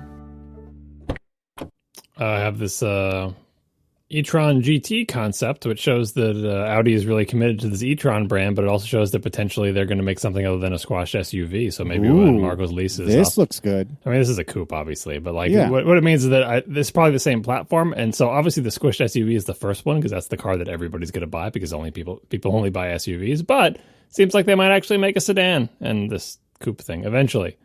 This is pretty. It looks like they're definitely like taking a lot of cues from the BMW i series, like in this, like they're using like the sustainable interior, everything's vegan. They're using a vowel as their branding thing. I do think that the BMW i series is way better branding than e-tron. Yeah, no, e-tron's not a good name. Like e-tron sounds like one of the Lego sets I would have played with in the 90s and 80s, not like a car in 2018 that's supposed to be like a forward-looking thing. Like it sounds so old. What the hell is that? I think Volvo has one too. I keep wanting to say Polaris, but I'm thinking of Polaris Lance from Destiny because I just talked about it.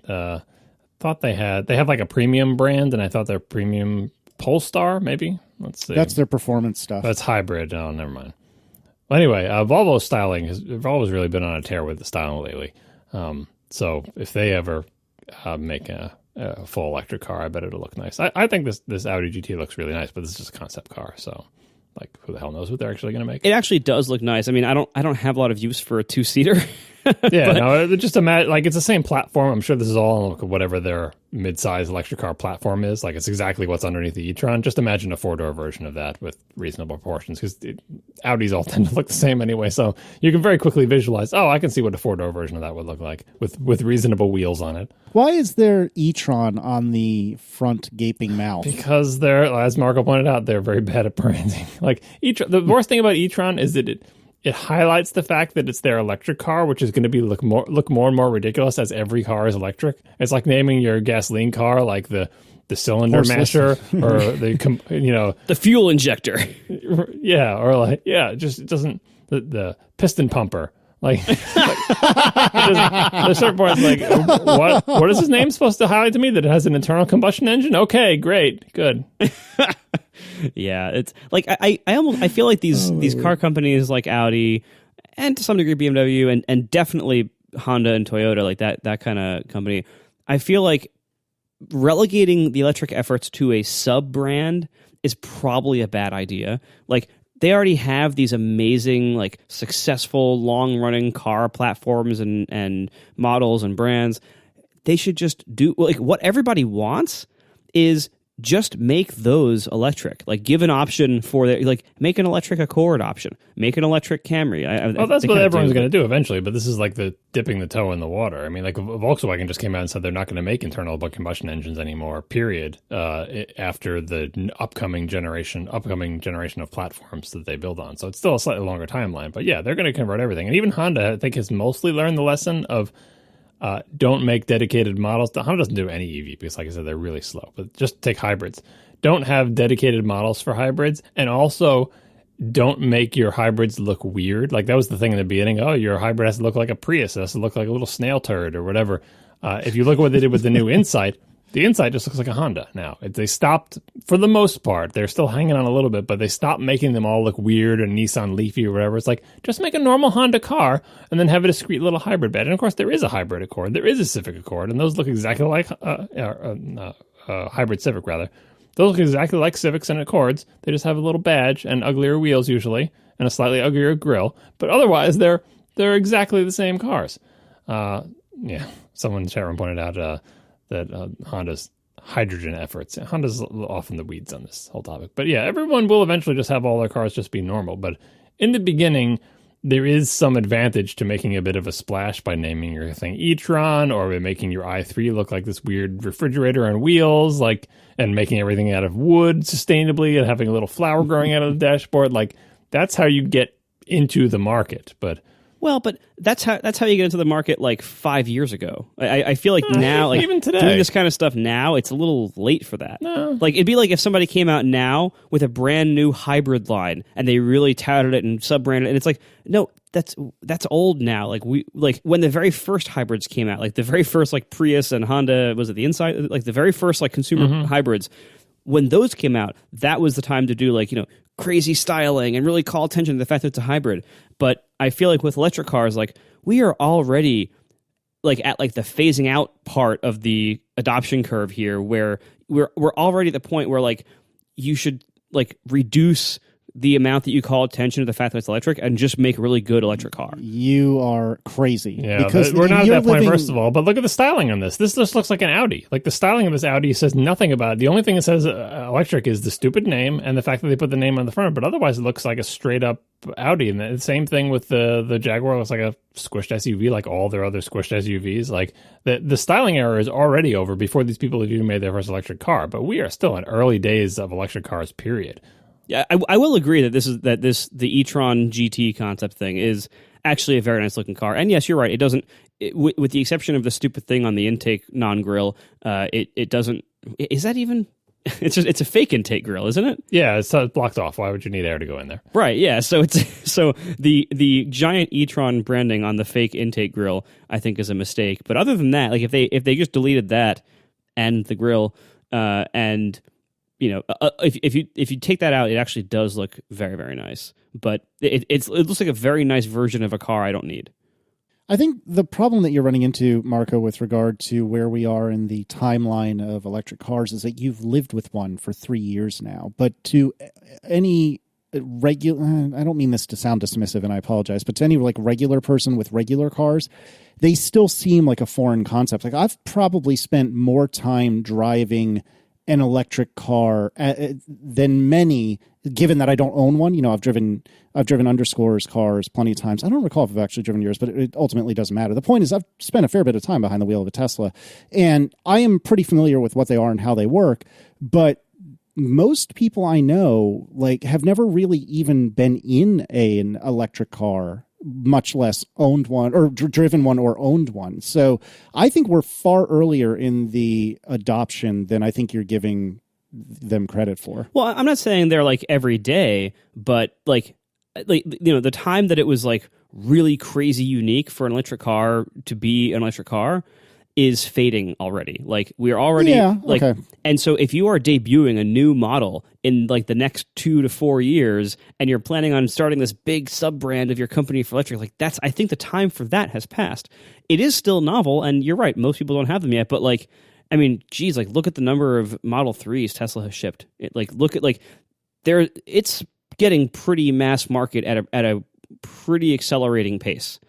And if Tesla wasn't such a crazy, poorly run company for operations, I think there'd be even more of them. And so it's only a matter of time before other companies come in and have products that are as compelling as the Model 3 and Model S and sell in similar volumes. We only need like 1 or 2 more of those before this becomes very common for a lot of people. Whether they own one or not is a different story. They have to get cheaper still. Yeah, they do. But it's going to become as boring as like owning a BMW. Like, yeah, most people don't own BMWs, but most people also don't care that much about them. Like they aren't that novel anymore. They might have been novel 40 years ago, but they're not very novel now. So that's why I think we're getting there with electrics faster than a lot of these car companies seem to think, where it's no longer going to be like, hey, look at us, give us a big hand for going all electric. Like if you go all electric like in 10 years, no one's going to give you a big hand. That's just table stakes at that point.